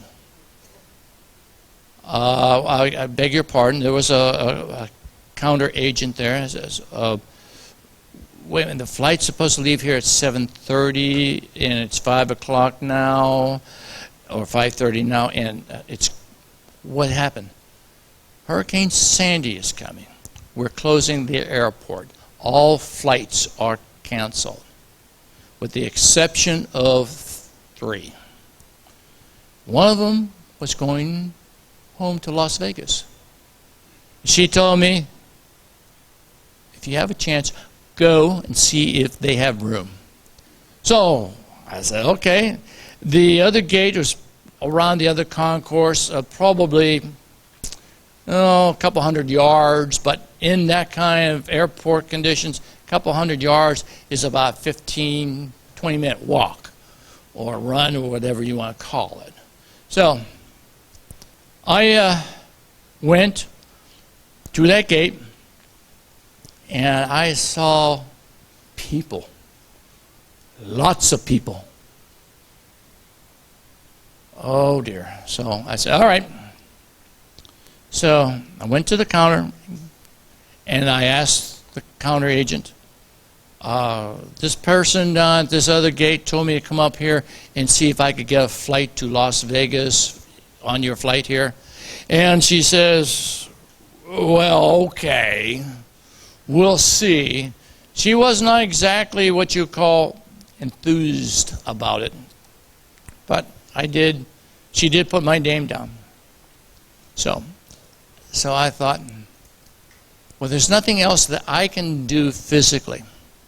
So I took a couple steps back. There was a very large pylon there.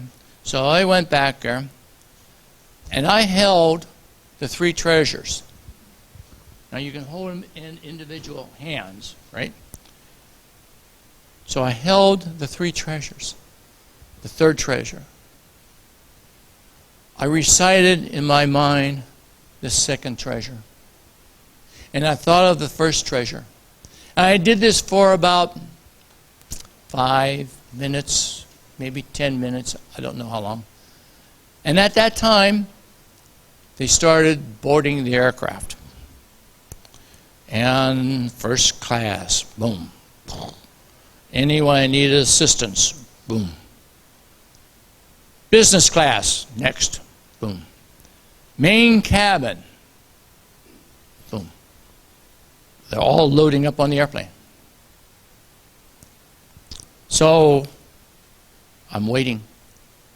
I'm still reciting the three treasures. Still working the three treasures. She called up the cabin, or the counter agent called up a couple, 2 people. She asked them, do you want to separate? They said, no. Thank you. They moved on. She called up 2 more people. Do you want to separate? Nope. Thank you. She called up a 3rd couple. And she asked them the same question. Would you like to separate? And they said, no. 4th couple, no. Then they called my name. I walked up to the counter. She didn't even have to say anything. She just handed me the boarding pass and says, go. And I went. I didn't stop. I walked, rather rapidly to the door. I walked through the door, and I heard this bang. I looked back. The door was closed. I went down to the aircraft. I got onto the aircraft. When I entered the aircraft, I heard another boom. I looked back. The door closed on the airplane. I was the last person on that airplane. I immediately found my seat in the back of the airplane. By the time I got back there, sat down, buckled up, they had already started the engines. They had gotten the tow motor on the front of the airplane, and they're pushing the airplane back away from the gate. I'm not even belted in, and they're already pushing the airplane out. I said, man, these guys are in a big rush. So I belted in, and I waited. We pushed back, unhooked the tow motor, boom, and there we go. We're taxiing out to the main runway. I looked back. I could see out the window. I looked back, and there were 2 airplanes behind us. 2. In Newark Airport, there have been 20. There's only 2. And behind them, the lights went out. All the lights along, the blue lights along the ramp were turned off. We and the other two airplanes were the last ones to leave Newark. Now, what do you think? What do you think? Hurricane Sandy came in and dumped 3 feet of water on that runway that we were on 2 days prior. So Sandy was not kidding. You saw the devastation and destruction in the house, and I can verify that there was destruction in the airport. 3 feet of water does not just go away. Verification, evidence, proof.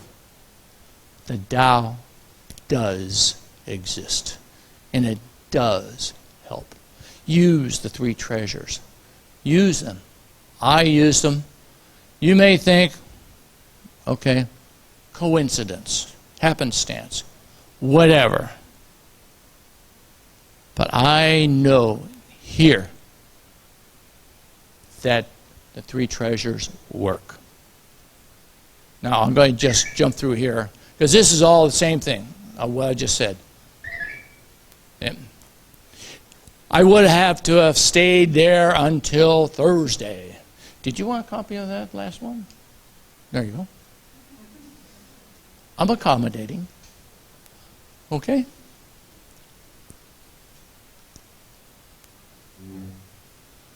Okay, here. Gate. I had to go to the gate.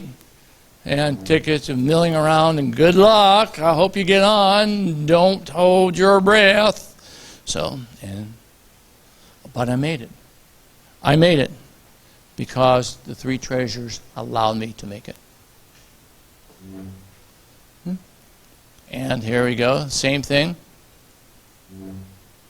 Second couple, third couple, and fourth couple, and I was on the airplane.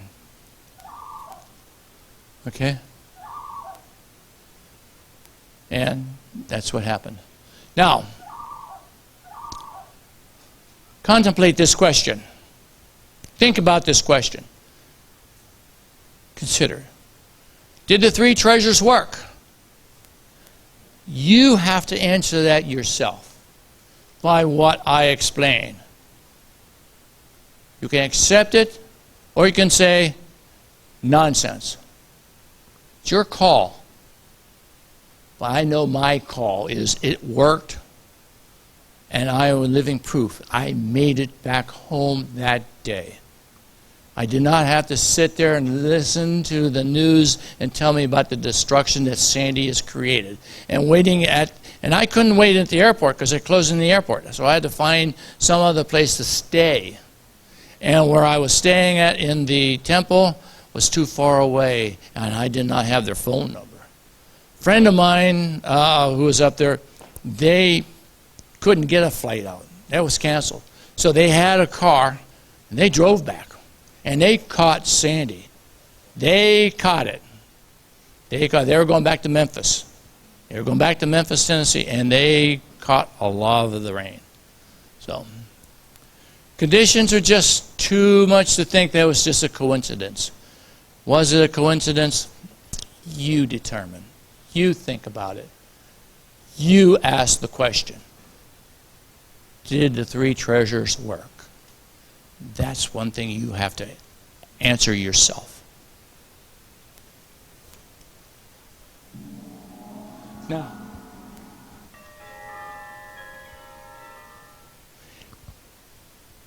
this is one thing that I always look at as being the further validation of the 3 treasures or of the Tao. We all know the story about Master Han. 1937, he was diagnosed with terminal tuberculosis.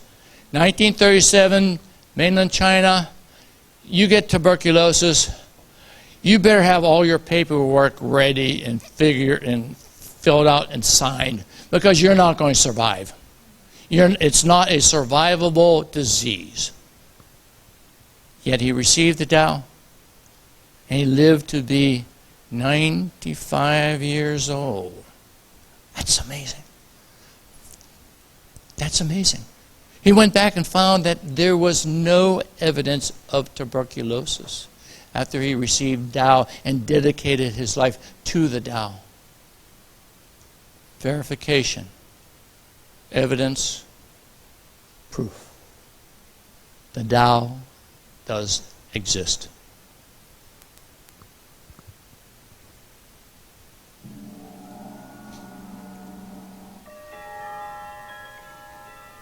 He dedicated his life to Tao and was rewarded with a long life, freedom from the disease, and many lifelong friendships and awards from businesses, charitable organizations, and government.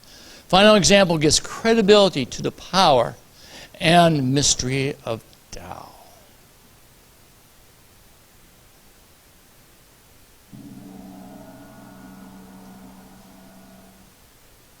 And there he is.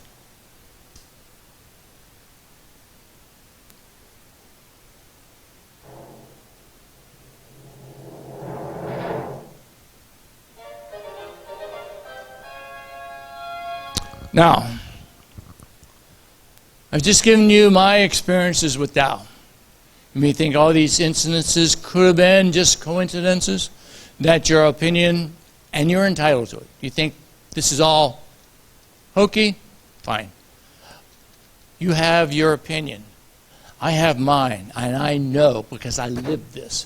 I was there. I know. My thoughts go beyond just coincidences. This is something that is true, something that is right, and something that is good. My belief that there is a power, call it whatever, call it God, Tao, Jehovah, Allah. Name it whatever you want. Names are incidental. It's what you identify that name with. That's what you talk about. We can call this thing anything you want to. But this entity has shown me that it exists and can help and protect us in time of need. All we need is to recognize this and follow the path it suggests. How many times have you done something wrong? And how did you feel about it? You cut someone off on the freeway.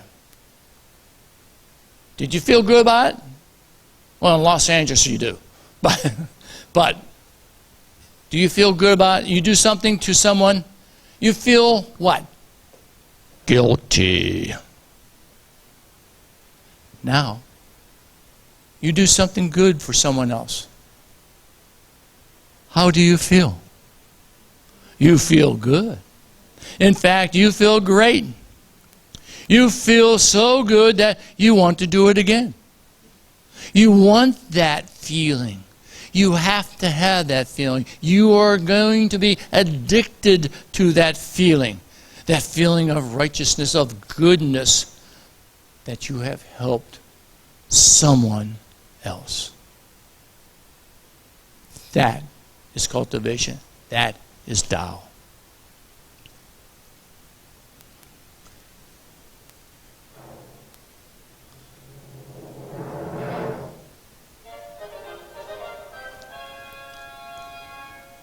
Now, these suggestions are not booming shouts of a drill sergeant yelling and screaming at you, "Give me 20 push-ups right here!" No, this is not.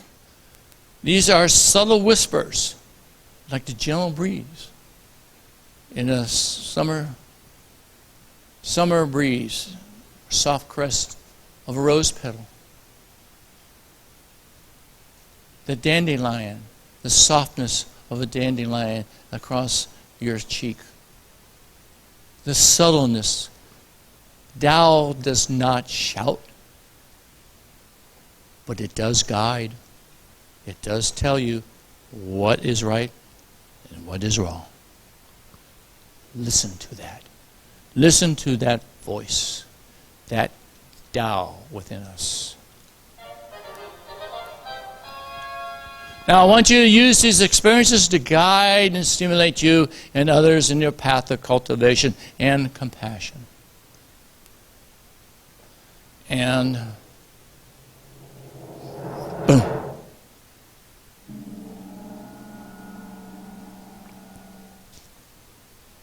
And I leave you with this fervent wish. Please watch.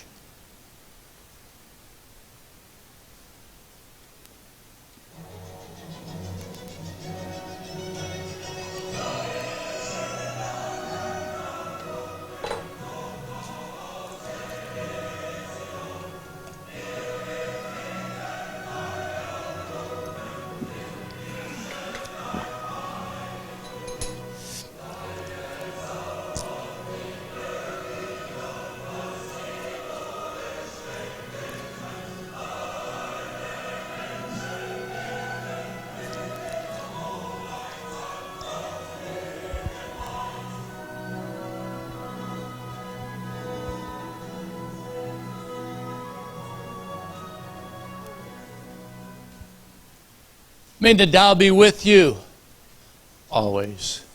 The music is from Beethoven's Ninth Ode to Joy. And I think it's fitting that that music can be related to Tao. Ode to Joy. The Tao within us gives us joy, gives us contentment. If I have made any mistakes, I ask you your forgiveness. I ask heaven to forgive me for any mistakes. I ask the holy teachers to forgive me for making any mistakes, and transmitting masters, and you, the Dao cultivators here. If I have made any problems or said anything, I humbly ask your forgiveness, and I apologize. But I will still say, may the Tao be with you always. Thank you for your attention.